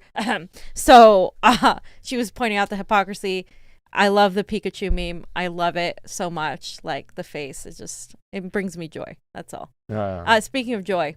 Joy. This tweet is great, fam. You got to read this one here too, because when this was like, that is lit. So Brianna Joy Gray said, the first day of Black History Month, I just want to say how grateful I am to all the courageous white leftists who've spent the last few weeks insinuating that they care more about fighting white supremacy than I do. Thank you for your sacrifice. Yeah. So I gotta say, I can so relate to this tweet because I was getting attacked, and this is around the same time she was getting attacked for force of vote and other things like that. I was getting attacked for really being against that, like this whole like white knighting by a large portion of the Bernie contingent, where they're like, you don't understand, you don't care about, you know, kids in cages, you don't care about this, you don't care about that, you're not supporting allies, you're standing with the Trump supporters, you're supporting the Proud Boys and Boogaloo Boys and all this crap that, like, it's just like I'm like a fucking immigrant. and these people are like all like white Dem socks telling me like, no, bad Fiorella, stay in your lane. And it was the same kind of bullshit that was pointed at her, pointed at Niko, people calling Niko a Nazi. Like, I'm just like trying to wrap my head around. It was just like the progressive movement talks about being so racist, anti-sexist, but the shit, like, I mean, you should see some of the shit that I was getting. Pasta saw some of it, but it's like, dude, like, what you're talking about fighting white supremacy on one end, and then you're like throwing it back at somebody because you don't like them or because they said something about AOC or you know, we said something about like, oh, like not everybody there was a Nazi at the Capitol that day. Wasn't because we were there. Not everybody there was a Nazi. If everybody there was a Nazi, I would have felt extremely uncomfortable. Johnny would have felt even more uncomfortable. Like, that's not what happened. And because I said that, people were like, oh, you're defending them. Like, well, I like what it says. I am to all the white courageous leftists. She said, but white courageous saviors works there too as well. And the whole thing about it, the irony of the whole situation is that when they say you got to fight white supremacy, but you got to go vote for Joe Biden, well, you're supporting white supremacy. Imperialism is that. I mean, imperialism goes around and bombs indigenous people in their homeland, sanctions people of color are most affected around the world, and yet you support that because you're so naive and ignorant to what's going on in our foreign policy, and you don't do the due diligence and look at the nuance of all these things that are going on, and you're actually supporting white supremacy. When Joe Biden recognizes Juan Guaido as the leader of Venezuela, that's supporting white supremacy, you idiot. What's going on in Haiti right now? That's supporting white supremacy, you idiot. When you're supporting, a dictatorship, a real white dictatorship. Saviors, a real man. dictatorship. Please, bro, there's so many of these stupid-ass white saviors out there. I'm so done with you guys. You're so freaking, oh my God. And like Theodore, we talked about that. He's like, he was called a racist by a white Karen. This is a man of color. He's like, really? He's like, do you see the optics over here? This is just like a little unusual. Yeah. But that's what we got right now. Everybody with their cloak of virtuosity. Oh, wag your finger, you bad. Shame. Shut the hell up. This is you just giving more fodder for the right to like hate on what they deem as the left. Like, because you give them ammunition. Like, you just give them more ammunition. Yeah. The next tweet we got up, by the way. Oh, really quick, let me just take a look and see if we have anybody on the Rokfin. I saw that we had, guys, we're at 433 on the YouTube. Oh, my Lord, we got some more tips in the jar. More love going to D.C., then going to Chicago, proving Kit Cabello wrong on pizza. LOL, hearing y'all talk about Pokemon made me cackle. That's from OG North American Ape, hanging out with the 109 people on the Rokfin. Let's get it up. It's funnier than the meme about the generals having to explain that Naruto run is during the whole Storm event, Storm Area 51 thing. Remember the Storm Area 51 thing where they were supposed to storm the thing? Yeah. Nobody showed up. Like, that's Naruto. Funny. Who's the Naruto run? Naruto. What is that? It's anime. Okay. It's anime. It's like this certain run. It's like really funny. It's like a really funny run. No, I thought it was Naruto. Isn't it an anime show? Yeah, it's an anime show, but the way he runs in the show is He runs is okay. funny. Okay. Yeah. During the whole Storm 51 thing, that was so Glory disappointing. Jones would know. Glory Jones watches. Yeah, she watches all that stuff. Only one guy got arrested there for the Storm Area 51 thing for peeing on the fence. That's it. Charles Spears. Charlie Spears. I love that name. Charlie Spears. Not a lot. Just trying to help out. Charlie, Thank you, Charlie. It's more than you know. We love you. We appreciate it. That's why we praise you, Charlie Spears. Charlie Spears, an old friend of mine. Can't wait to watch the Convo Couch kick ass in Washington, D.C. next month. And yes, fuck censorship. Brian, thank you so much. That might be going to our bail fund over here if we get arrested because, we're going out there and telling them fuck censorship. Everybody's like, don't go to Washington, D.C. right now. It's crazy. Don't go there. There's nobody there.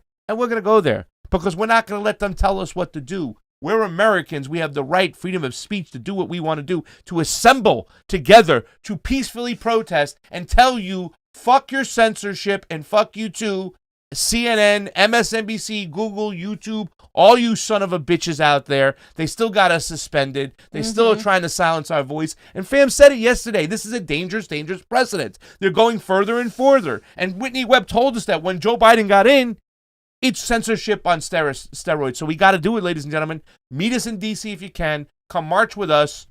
Show your voice. Let's do this, fam. I am so psyched and jazzed and ready for D.C. I'm ready to march for Assange, for freedom of press. I'm ready to march to say fuck censorship for our voices and the First Amendment. And, you know what I'm saying? I'm ready, fam. I am ready. Fam, are you ready? I am ready. Okay. Coffee is kicked in. Yeah. Johnny, what do we got over here on the, because I see the fuck Did you censorship read thing. this? I'm going to read that if Johnny's got a couple. Jonas F. Jonas F. Thank you. Say hi to Jonas.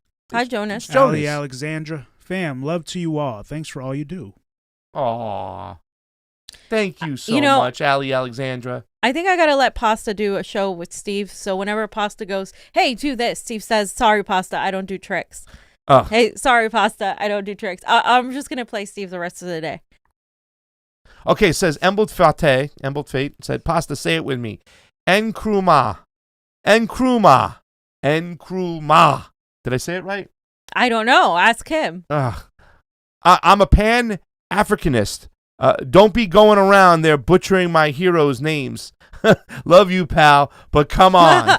Pasta butchering a hero's name? Never. I'm sorry. All right, I got to holla at holla. Pasta butchers everybody. I got to holla at holla. He knows how to say Fiorella. But everybody knows it's my Brooklyn tongue. Fuck censorship, and look what holla does. Look what holla does. I got to holla at holla. I love holla. Holla Ishmael. Thank you for fighting against censorship. I wish I can go with you. Holla, you will be there with us in spirit. Well, holla, we will mention your names. We will give you a shout out on the live stream for holla when she comes. And holla, that's a huge donation. Send us your information. We'll send you a shirt. Let us know what you want to do, what your size is. Love to get it out to you. Thank you, holla. You always support us. We love reading your tweets too on the show. You're amazing. Simon F. Pago. Thanks, guys. Simon F., are you related to Jackie Pago? Interesting. Fiorella Pasta Tsunami. And that's got to be, I know who that is. That's our friend. He says, aloha, Convo bitches. We know who that is. I know who you are. Hey, I know who you are. Don't do that. That's bad. Do not use that word. Snitches? Itches? Guys, get over. There's 433 people, by the way, on the YouTubes. Get on over to the Convo Couch. Rokfin. Yeah, we were supposed to have a short show. ROKFIN. We are having a short. No, we're having fun here. Let's show this next tweet. Fam, we got to talk about the COVID. Because we know what it's like. This dude is hurt. And it sucks. The COVID does suck. But the COVID? The vid sucks. It really does. But Pasta puts the in front of a lot of words. But we have to really honestly take it for what it is, right? I mean, we have to have solutions on the other end. And I think that you've been great at pointing out in a lot of the shows that all around the world, people are taken care of in other countries. They're told to stay home, but they're taken care of. We're told to stay home, but we're not taken care of. And we're still holding on by a string. And we might get a little bit of a check maybe in March, maybe in April, maybe in May, and it's going to be a lot less. So check this out. This is a dude from Ireland, and he's a little bit hurt. And they just want solutions. Good morning. Good morning, guys. Lent with Dems continues. Just done my 5K. but I'm hurting today, guys. I'm really, really hurting today. I just want to ask. I want to ask the Irish government, what about us? Huh? When do we matter? What about 95% of the population that this virus doesn't affect? Huh? Do we not matter, no? What about our kids? What about small businesses that are going to be closed now? If we go to the 1st of May, going to be closed for 12, 14 months. Huh? What about us? I am fucking sick of it now. I'm absolutely sick of it. How do they expect us to survive? To pay our mortgage? To pay our fucking rates on our business? 7 grand. 7 grand and €203 a week. That's what I got off the government for being closed for 14 months if we go to May the 1st. Huh? Do we not matter? Does my son not matter? 13 years of age, in his fucking bedroom, 3-4 hours a day doing homeschooling, can't go meet his mates for a kickabout on the pitch, can't go for a game of golf, can't cycle past 5k. Does he not matter, no? Or my daughter, who used to do gymnastics 4 or 5 times a week, 11 years of age, who now is a shadow of her former self. She doesn't matter, does she not? 95% and 98% survival rate for this fucking virus. And you're destroying the country and destroying the fucking people. Micheál Martin, Leo Varadkar, you should be fucking ashamed of yourselves. I don't know where we go from here. I don't know what the answer, but lockdowns are not fucking working. They're not working. Clearly they're not working. So open up the country and give us a fucking chance. Let us try and survive, man. The messages I'm getting on Twitter from people, young people who are telling me they can't do it, they can't do another 9 weeks. Do they not matter? Do they not matter at all to anybody in this country? Old people. I had a client tell me his dad and his mum and dad are setting the alarm clock to stay in the bed longer so they don't have to be awake for as long during the day.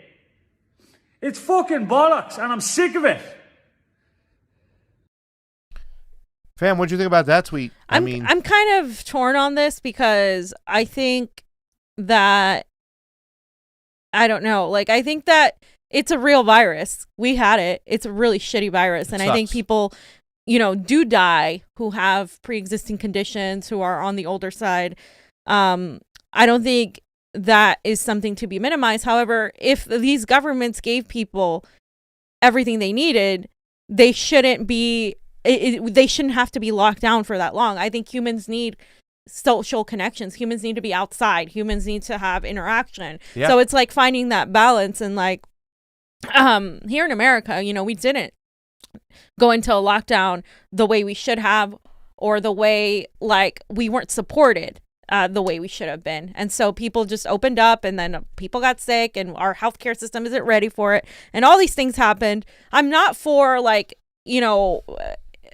imposing severe lockdowns unless it's necessary. He points out that 95% of people survive this, so it's not a huge percentage. At the same time, I think there could be like a moment where you could be like, okay, I'm gonna sacrifice a little bit of my, like, I don't know, like going to gym class or going to whatever for the greater good. I think like that there's a medium to find towards that. I don't agree with like the massive like impact, like the overbearing of civil liberties and privacy laws using COVID as a reason. Yeah, I mean, these lockdowns, they didn't think of this through a lot of times too as well. Yeah. Because people, like you said, they need human interaction. What about the people who go see their therapist? Mental illness cases have gone up through the roof. Suicides have gone up through the roof. And right now, people don't know an end to it. And on the top of it, they're not presenting a financial solution, including kind of going to this Justin Jackson tweet, which is next, because like, they're talking about, we got to be careful of Iran. If we don't get back into the nuclear deal, they're going to build a nuke right away and blah, blah, blah. So Justin Jackson puts up, you're telling me Iran is going to build a nuke quicker than Congress can cut those $2,000 checks? And then the eyes just, Great tweet. Almost 9,000 likes over there. Not only are they going to build a nuke, they're going to impeach Trump twice. And they're also focusing on Neera Tanden. They're doing everything but the stimulus. Yes. And also, too, with the same thing with the Biden administration and big tech, whatnot, we have this whole thing going on with the censorship, the idea of disinformation. This word has been thrown around so often, here's the right Baraka, Ajamu Baraka, the one we like. The idea that disinformation is something that just happened during the last 4 years is absurd. How did the U.S. public become the most ill-informed, easily manipulated public 100%. on the planet, if not as a result of the systemic disinformation from the rulers? Fam. Right. I mean, this information is coming from the top. It's not coming from people on YouTube. It's not coming from Russia. It's not coming from any of us here pursuing the truth. This information is always coming from the mainstream media propaganda stenographer class that is pushing their disinformation as truth, right? Again, Malcolm X with that quote. You know, it's reversed now. They're having you cheer on the oppressors and stand against the people who are being oppressed. Yep. And he said that. He said you'll end up hating the people that the wrong people, pretty much. And also, too, last but not least, our good friend. We love this gentleman, don't we? Some personal news from Mehdi Hassan, fam. Yeah. So what colored me shocked? I'm so shocked. I fainted this morning when I found out that Mehdi Hassan is no longer just on Peacock, which was MSNBC affiliated already, but now he's full on going straight on to MSNBC. Breaking, shocking news. The Mehdi Hassan show is heading for MSNBC. Woo, fam. I'll be hosting my nightly show not only on Peacock TV, but also hosting it on MSNBC every Sunday night, live from 8 p.m. Eastern. Do please tune in starting this Sunday, February 28th. So everybody congratulate Mehdi. The bootlicking and the deep-throating of the empire has paid off. Wow. Good job. Wow. I know you always wanted to head this way. And if you look at some of the comments, there's a lot of blue checks congratulating him, of course, like all of these people, right? Sean King. Great news, man. Sean King. This is what we talk about, Sean King's lack of foreign policy knowledge. Wow, that's Sean not even King. Foreign policy knowledge. That's just freaking. Well, that's what he always talked about. Sucking up to. But Mehdi Hassan was also too. He was like, very much about started sticking for the imperialistic ways when it comes to United States imperialism and stuff like that. Kind of like that Mohammed Morandi interview when he was going after him was ridiculous. Chelsea Clinton, congratulations. If Chelsea Clinton congratulates you, you know you're on the right path, right? You just know you're killing it. And somebody posted a bootlicking. Zephyr Teachout, progressive in New York. Zephyr. Congratulating, Mehdi Hassan. I mean, what the hell is happening, guys? This reminds me of Francesca Fiorentini when she got over onto MSNBC too as well. Another one who was pro-imperialist, whatnot, kind of going after Assad back in the days. Definitely, just repeating CIA talking points. Mehdi's become that type of parrot as well. And what do? Here's your job on MSNBC. Right. They're going to play ball. They're going to stand behind the imperialistic state. So color us shocked, you guys. Yes.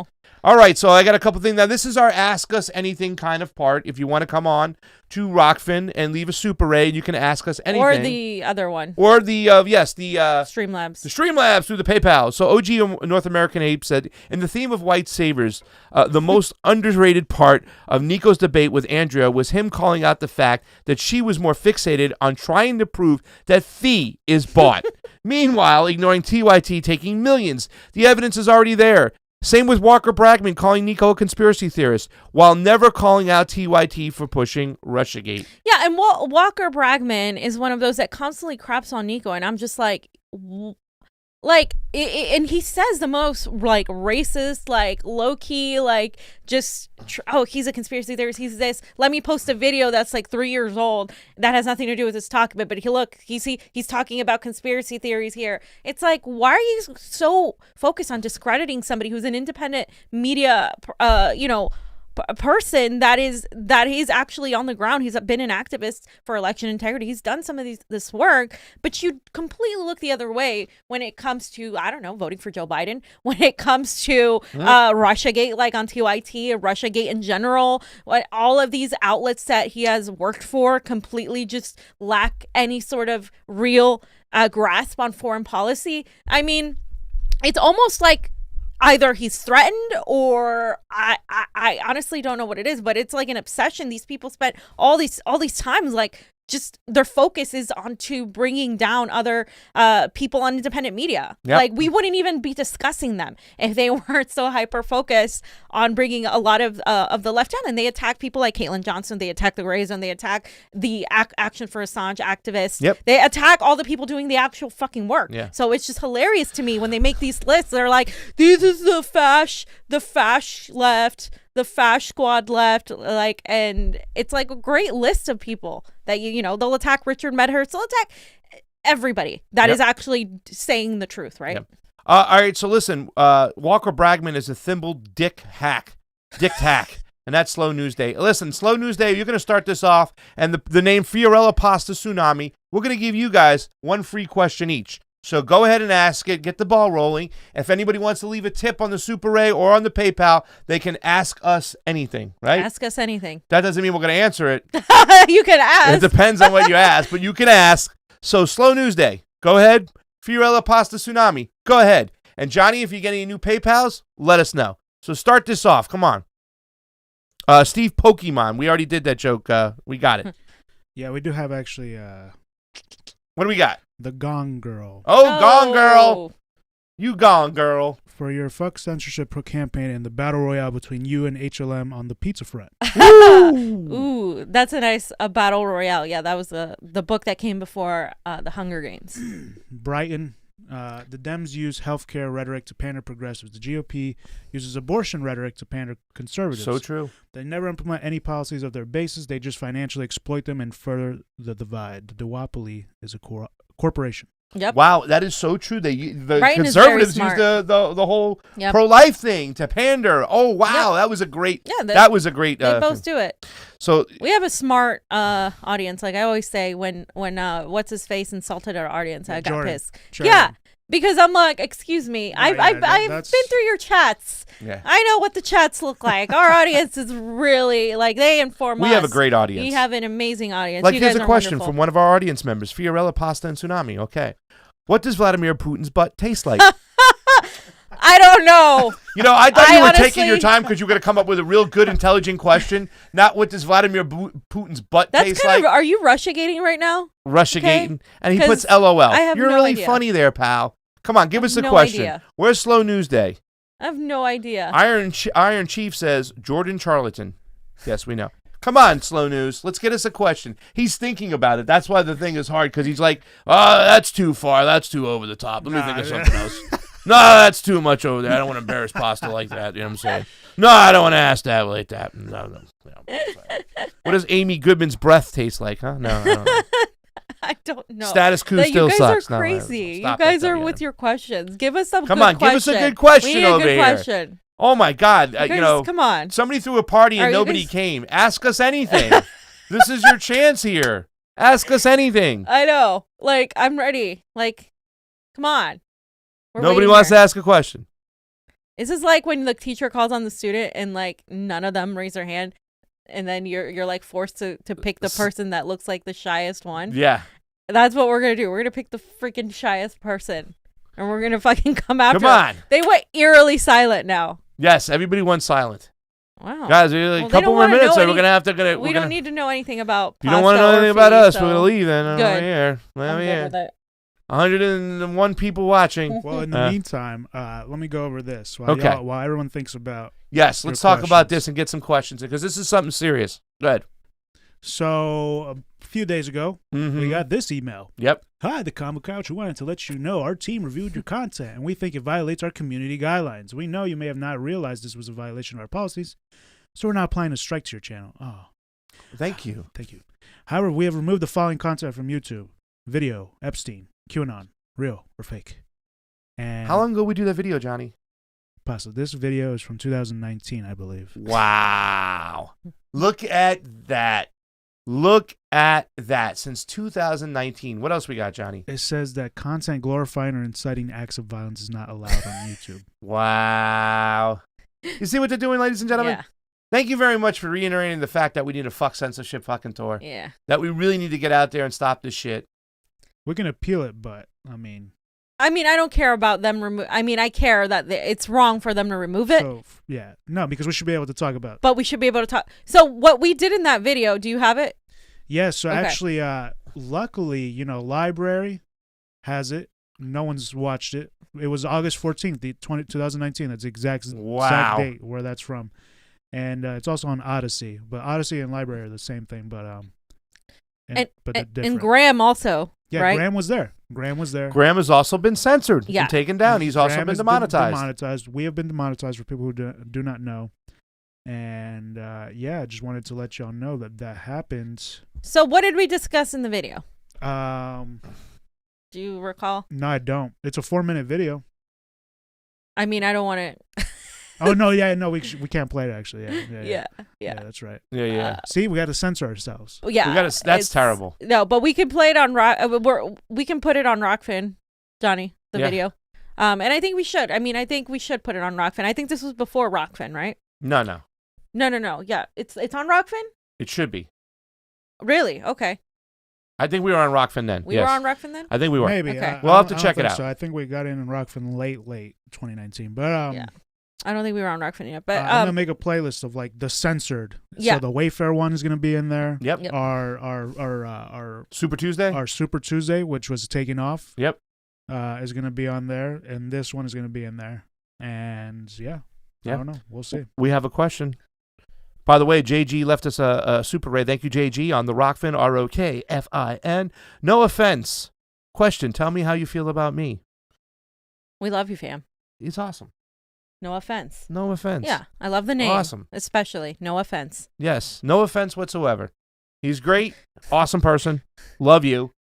Couldn't say it enough. Support. You're great in your support. Thank you. Johnny, did we get another one? Yeah, it was Brighton again. Again. As I said to Fee on our stream a while back, Niko has actually gotten involved in politics with his resume by being a surrogate for multiple campaigns. Andrea's resume is her just being an Antifa activist. Really says it all. Dude, man. I just don't know. I mean, I don't even want to discuss these people, but it's just like, it's just crazy how they're so obsessed with like taking down other channels, when they've been censored. I mean, she was censored. She got her monetization back. But we haven't. Niko hasn't. Yeah. Graham hasn't. Frank hasn't, as far as I know. Yeah. And we're the ones actually telling the truth, interviewing people. There's nothing, even in that video that we just showed, we were discussing the Ghislaine Maxwell, and we were discussing Epstein, and pretty much decided that QAnon is bullshit. We've never propped up QAnon. In fact, Pasta has had people on to basically debunk it. Yeah. And like it's just funny. Like I even called it a psyop from the get-go myself. So it's crazy that you can't even if we were discussing it from a favorable point of view, that should be allowed. Yeah, even if it's a conspiracy theory, because other conspiracy theories are allowed, right? Yeah. But we weren't even doing that. So like Russiagate, right? Yeah. Like WMDs in Iraq that can lead to violence. And so you can't let these conspiracies steering chemical attacks. Yes. They can't let these conspiracy theories go like unchecked because they promote violence, and we have to do this. Look what happened on the Capitol on January 6th. You guys sat out there and you talked about WMDs for years, and there's over 1 million Iraqis that have been killed or displaced. I think that caused violence, but you kept on spurting it out left and center while you demonetized other channels and shut them up. That's okay. Kamshwari Kate has a question. Can you really take a trip to D.C. on a $2,000 budget? Yes, but we have to be very tight with that budget. But, when we do get to the 2,000, if we have to spend some of our other expenses to do what we need to do, we'll do that. But 2,000 is like the minimum we need to really kind of pull off this trip and go. So yes, Kamshwari Kate, and we thank you for your Rokfin Ray tip, and there's over 110 people on there as well. Eddie Villegas again just left another tip. Thank you so much. Cultist Demon, you got one. Johnny, you go ahead. So Jilly Love asked, why didn't Trump secure elections? No, they would fuck him? That's a good question. And knowing they would fuck him. Yes. Well, I mean, here's the thing. They did get out ahead of stuff around the election time and try to recognize these things. But I don't think anybody knew that the coronavirus is coming. So the coronavirus is what really provided cover for these states to change their laws. Still illegal because it didn't go through the legislative when it comes to like California, New York, Pennsylvania, Georgia, and some other states. But I think the fact that the coronavirus came really provided the cover for the Democrats to say, or not, I shouldn't say the Democrats, the establishment to use the mail-in absentee ballot scam and really elevate that. Say people can't go to the polls. We have to mail it out to them. So we have to mail it out to everybody on the roll. So I think the fact that he didn't know that was coming is why he couldn't change it. I think Trump never really intended to fight for election There you integrity. go. I have a completely different point of view. I don't believe that he really was.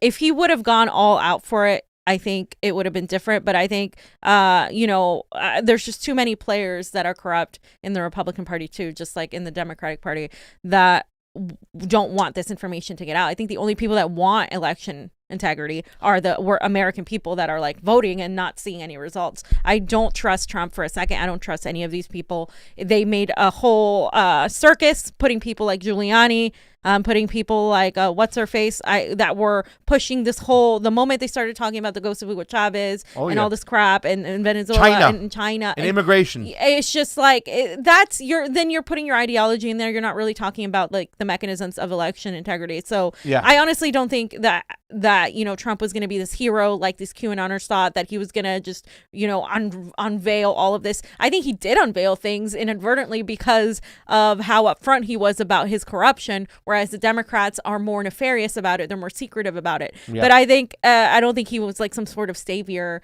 that he was going to bring this justice in like some of these people fell for. So. I think his mouth got ahead of his mind sometimes too as well, and he said things that he wasn't supposed to say. In other words, I think Donald Trump got in trouble from the establishment for the truth he told, not the lies. You know what I'm saying? And the rhetoric sometimes does change things, and it does leave a what's the word? I'm like a lasting feeling or mentality on some of his supporters. Like we talked about the whole, we're all in these stupid wars, and the generals hate me because they want these wars in the military-industrial complex to keep going. The troops, they love me, fam, but the generals, they hate me because of these wars. Well, his supporters were repeating that. But now here's the thing. Donald Trump also, up the bombing. He surrounded himself with warmongers too. With warmongers. So even though he wasn't following through with his words, the words, have an impacting, lasting meaning. Same when it comes to election integrity. He did say a lot of stupid stuff, but in a lot of these hearings, and I watched a lot of them, they had gold there. They talked about the problems with the software. They talked about the problems with the absentee ballots. So I am thankful now that the rhetoric in certain states and certain things are going on are in a positive way. Arizona, we talk about it all the time, where the state legislative, the Senate, is fighting for a real audit. Now we know, and a lot of people know, that we really don't have good audits. We have fugazi audits, and they're done by the same companies that verify the machine with the logic and accuracy test. They turn around and do the same thing after, which they don't have to do, and they say it's an audit. And so people just repeat it. Well, they had an audit over there, fam. It's okay. Like, no. Now we know what's going on. Now we know the software. I wish they would stop saying Dominion, Dominion, Dominion, and say proprietary software, proprietary software, proprietary software, because as we know, it's in all the machines, and that's the framework part we have to change. No proprietary software, only open source. We want to add some blockchain probably because we're crypto guys, so we're at least happy about the talking points and whatnot. But yeah, fam, like you said, there was a lot of bullshit there as well that a lot of progressives and people on the left said, okay, I'm done. Goes to Hugo Chavez, I'm done. China, I'm done. Immigrants voting, turning the elections, I'm done. So there was a lot of shit we have to sift through. But that's my answer to that question. So, Cultist Demon has a question. Thank you, Cultist Demons. Cultist Demon, for your Super Ray. It's always appreciated on the couch. Fam, I'm trying to play nice and not be so negative all the time, but I get pissed when folks like Chris Hedges, Cornel West, and Noam Chomsky talk smack about socialist countries. I feel like they're smart enough to know better. So what is their motive when they do this, okay? What is your opinion here, and isn't Michael Parenti the best? I haven't heard Chris Hedges or Cornel West or Chomsky talk shit about socialist countries. I don't know. I haven't heard them do that. Noam Chomsky irritated me when he was pushing for Biden. Yeah. That's what irritated me the most. Same with Cornel West when we had him on. He was saying Biden was the lesser of evils, basically, and we were like, no. Chris Hedges, I haven't ever heard him say that. So Michael Parenti's awesome. I really like him. I think he is. He called out Bernie Sanders a lot. They used to be friends, and he called him, he realized Bernie and him were diverting. And so he is a true, what I would envision as a true socialist, like somebody that is actually fighting imperialism and at that level. And the speeches he gives are just, people should Google them on YouTube and watch them because he's amazing. You know, when it comes to Cornel West, we even told him in the show, I don't think you're doing a good job, Dr. Cornel West, because it's hard to do that job to actually elevate Joe Biden because of his history and his past and his policies. I mean, for 48 years, the guy couldn't get dick done. You know, I'd like to have him back on the show to ask him, well, Dr. Cornel West, look what he's doing right now. Is this what we bargained for? Was this the change you said we had to make? You know what I'm saying? The crypto fascism has become in-your-face fascism, and the imperialism is just amping up as we see people like Blinken and Lloyd Austin and Avril go back in there. And now we have Neera Tanden being thrown in our face for a cabinet position. So I'd like to ask Cornel West his opinions on that. As far as Noam Chomsky, you know, I had my eyes on Noam Chomsky when he was telling, what's his name, Ralph Nader to drop out for Al Gore back in the days. And he pulled the same shit again. Once again, the virtue signaling of sorts, you know, the white savior complex that you got to do this because it's the right thing to do. No, I'm sorry. And yes, Michael Parenti, awesome. Brian Aguilar, when are we ever going to find out who did 9/11?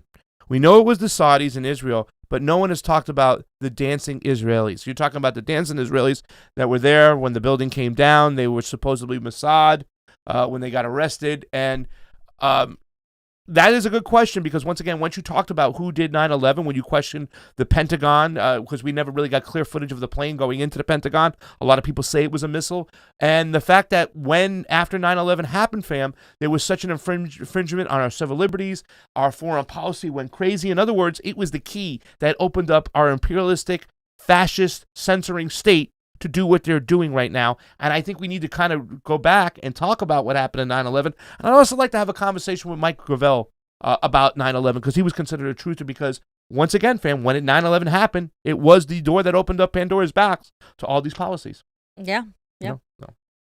You want to answer that question? When are we going to find out? I have no idea when hell freezes over. Yeah. Hell is freezing over right now, so it could be any day. Well, if you bring back that conversation and you start talking about it, YouTube will start censoring you again. End of story. End of story. Beverly Couch says, fuck censorship. That's Thank you, right. Beverly. Thank you, Beverly. You're awesome. And thank you very much, everybody over here today. You guys have been amazing. Tony watches closely. Salsa, chili Pekin, or chili Arboy? What? Chili Arbol? I don't know. I don't know which one. I don't know those. What is chili Pekin?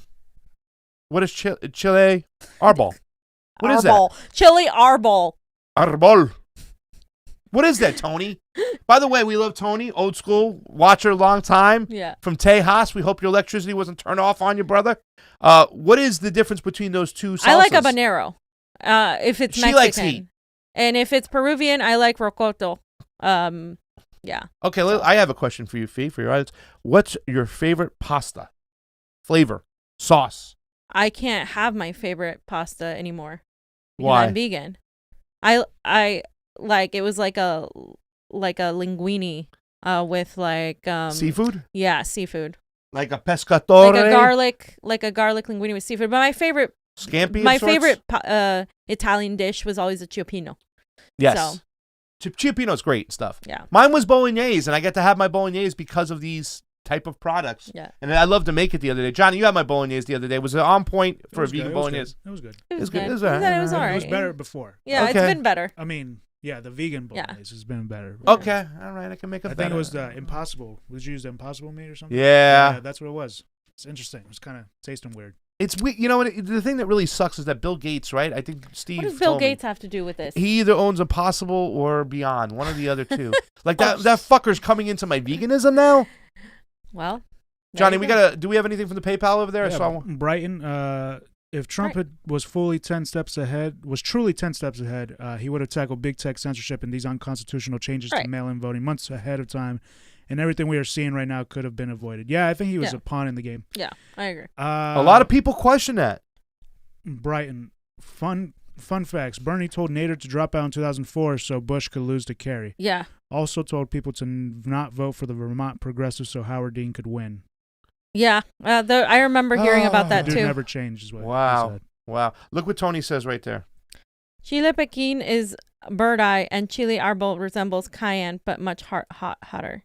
Huh. I don't think I've ever had it. It's not an actual bird eye pasta. What does that mean? I don't know. But What do you mean by bird eye? I've never had any of these. I don't think I try all kinds of hot sauces, but I don't recall. Well, this is like a Tex-Mex. He's from Texas, Yeah. Tony. So there's maybe kind of like this Tex-Mex style rather than just straight Mexicano style. So you know what I'm saying? As we're wrapping up, I just want to tell y'all that today, Elijah McClain Would be turning 25. would be turning 25 today. If it wasn't for the Aurora police, he would still be dancing and bringing light to this world. So look at this. Luau party. I was like, no way, this is a luau party. Elijah don't get justice, if Elijah don't get justice, if Elijah don't get justice, So yeah, Denver PSL. I recommend everybody to go watch this documentary. It's awesome. In Defense of Justice in Denver is what it's called. Basically, the only people who have been arrested for Elijah McClain's are the activists. The leaders of that made these huge protests. And apparently, breaking news was the other day. We didn't report on it, but 2 days ago, an independent investigation into Elijah McClain's death concludes that there was no legal basis to stop, frisk, or choke Elijah McClain. The only people to face charges are the activists who led the peaceful protests demanding justice. They really didn't like what those activists did. They got a lot of people out there in Denver, because it's such a sad story. Charging him with kidnapping, right? Because they said they were trapped inside the building and whatnot, and they said they weren't leaving until they're charging those the leaders of PSL in Denver with kidnapping, saying that they kidnapped the police because they had the police building surrounded by thousands of people. Redonkulous. And nothing ever happened though. And once again, there was no. They did not conclude there was no legal basis to stop, frisk, or choke Elijah McClain, and that's the one that really hurt the most for me. Really, to tell you the truth, when he says, "I don't even kill flies," in the middle of them holding him down, and I still don't know how these police departments can get away with doping somebody up with ketamine, fam. How do they do this? How can that be legal? You don't have the person's freaking medical records there, and you can say, "Oh, he's on crack," and we can shoot him up. That's disgusting. It's the whole system is just screwed up. Police should not be handling people like Elijah McClain was somebody that he was telling them he's autistic. He's on the spectrum. And you can't the way they handled this was completely disgusting, and they need to pay. They should be held accountable. There has been absolutely no justice. Yeah. Our whole system is so fucked. It encourages people who want more power to go for these jobs. The people that are hired are obedient and they follow the laws beyond the thinking part, right? It's like, I'm just gonna do what I'm told. I'm not going to question. And so when you're that kind of person, that's why you get hired. But when you're that kind of person, you sometimes don't think logically, like, hey, maybe we shouldn't be doing this to this kid, this person who, we don't understand what's going on here.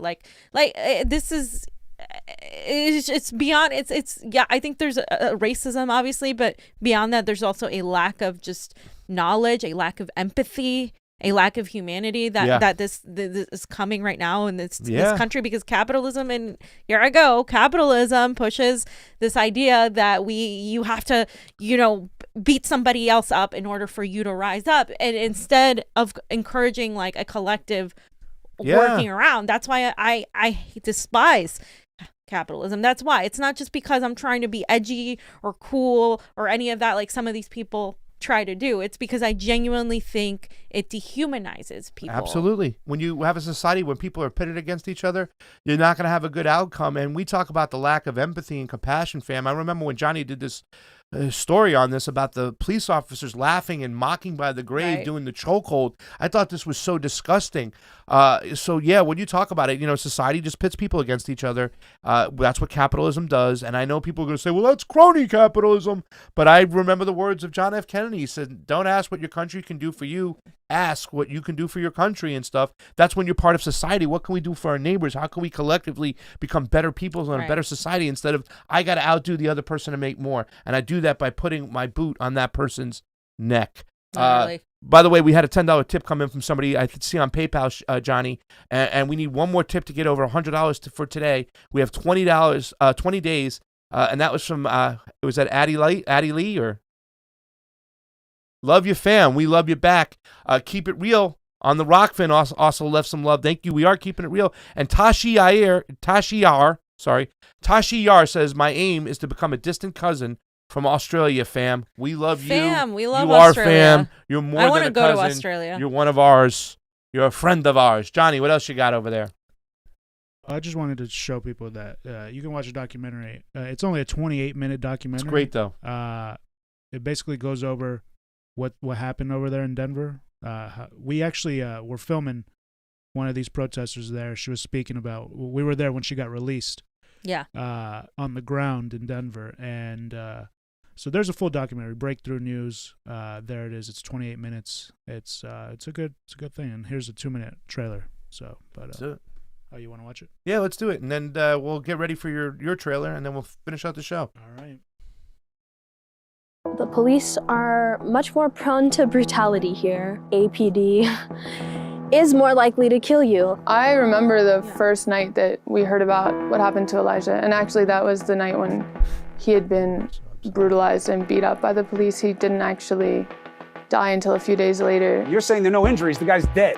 So clearly things happened to him that were wrong, Mr. B. He probably most likely died from excited delirium. It's a criminalization of blackness in and of itself. It's a criminalization of oppressed nations, people in and of itself. We are killed because we are criminals. Like, let's say when Ferguson was going on, when Mike Brown was killed, we didn't have big protests in Denver like we had this summer. We didn't have that energy. Aurora is used to not having things disrupted.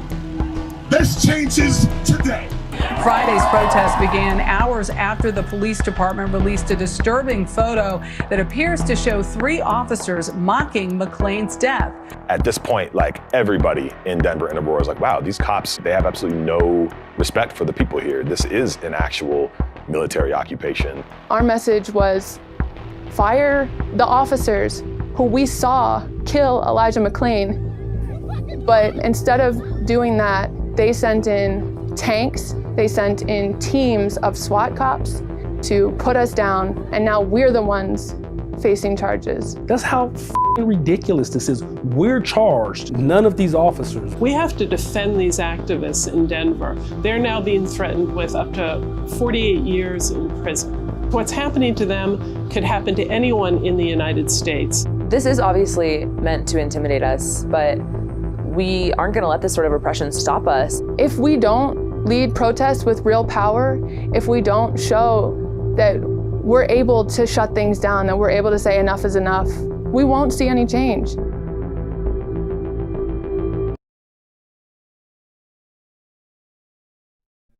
Okay, so I just want to say real quick that all of this is going to get worse, because now that they have classified the terrorist, because insurrectionist, white domestic terrorists, it is such a broad statement that anybody that is deemed as conspiring or being critical of the current government regime is now going to be put in that category. So that's also affecting people like this who are actually fighting for justice for Elijah McClain as these like crazy terrorist type of people. Like it doesn't matter whether you thought like, oh, these are a bunch of Proud Boys scaling the walls. Like some of those people were there for election integrity, and so you can agree or disagree with that. But once you put this blanket statement of, oh, Trump incited violence, they can say that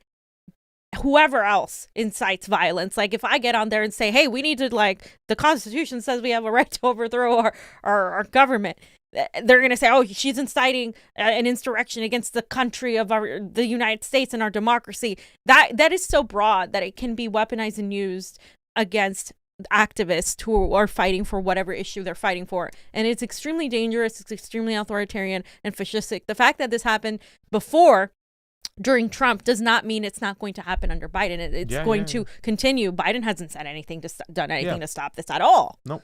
And Garland Nixon was on the show and he talked about it. He goes, the reason why, and this is, we talked about Martin Luther King, Malcolm X, and Fred Hampton, is that we go overseas, we have this violent nature about us, just bullying, killing, and doing whatever, and then we get surprised when we come home and do it at home. It's like we practice over there to bring it home. And that's the thing. It's like, I know a lot of people are like, the cops, I hate cops. It's like, no, I hate their bosses who are their bosses who are their bosses. I hate the people, these are stormtroopers. I hate the people giving the actual orders and the people who profit off of people being, in prisons, the prison industrial complex. Those people need to be looked at just as much as the cops who do carry out these orders and stuff like that, because they allow it to happen. And not only do they allow it to happen, they protect these cops and never hold them accountable when they do commit these crimes. And a cop should be held accountable. A cop should not only just be fired, but has to face the music when they do something wrong. Just like a bad plumber, a bad waiter, a bad manager, anything. If you have to be held accountable for your actions. One thing that Garland Nixon said, they're doing this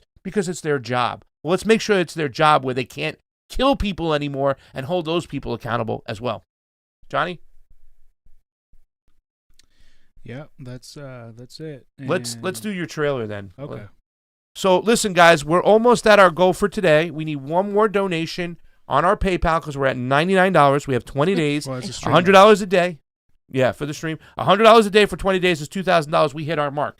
So if you can help us out, do so. If you can't, don't worry. Thank you for participating today. Everybody on Rokfin, amazing. A round of applause. Over $200 in tips. Over 100 people watching all day. So this is going to give you a little incentive. This is Johnny doing his work of what the Convo Couch does. This is our trailer. We'll come back and say, see you later. Check it out. What do we get here? I am a member of the press here. We have our LLC. The Convo Couch? Yes, sir. Never heard of that one.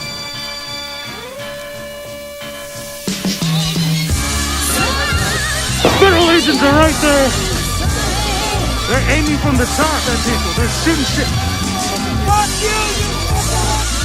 Oh my god.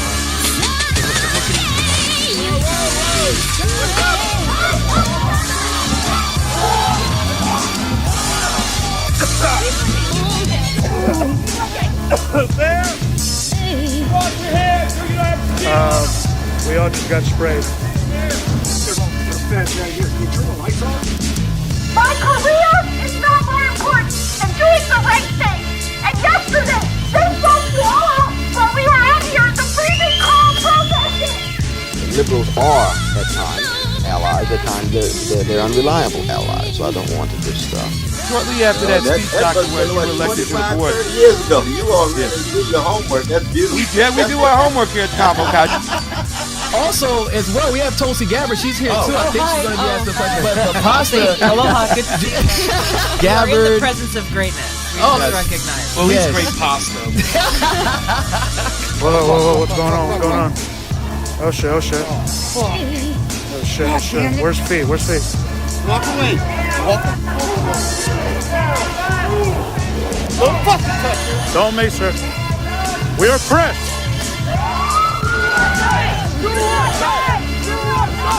I've never seen anything like this. This is crazy. This is intense.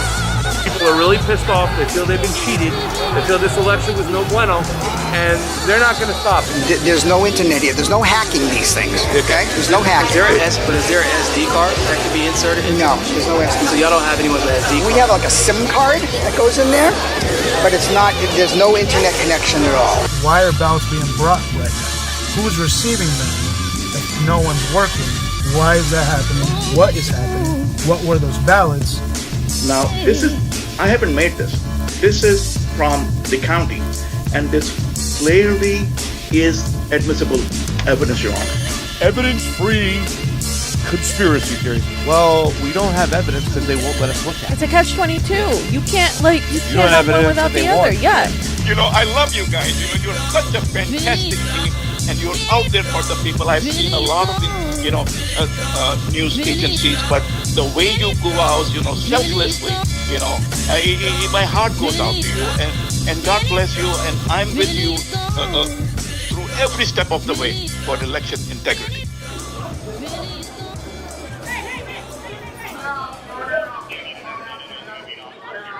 There, guys, arresting everybody. bro. Don't resist. Come on. Yeah, you are. He is not resisting. All right. Did that thing update? Because I saw one more come through.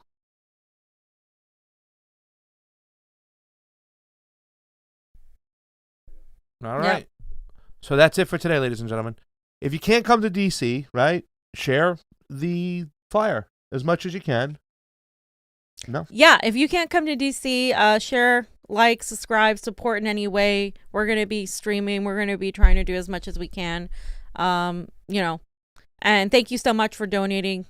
This was a long show, but thank you guys so much for supporting us. We really appreciate it. You guys did awesome today. That was really awesome. All the love you guys gave us on the PayPal and on the Rokfin. And if you haven't signed up for the Rokfin, ROKFIN, please go over, sign up. And if you can afford to endorse us for $9.99 a month, you can also do that. And you get everybody's premium content on the platform as well. So for Pasta Jardula, Fiorella, Johnny Sue on the ones and twos. Come out. Bye, guys. See you tomorrow.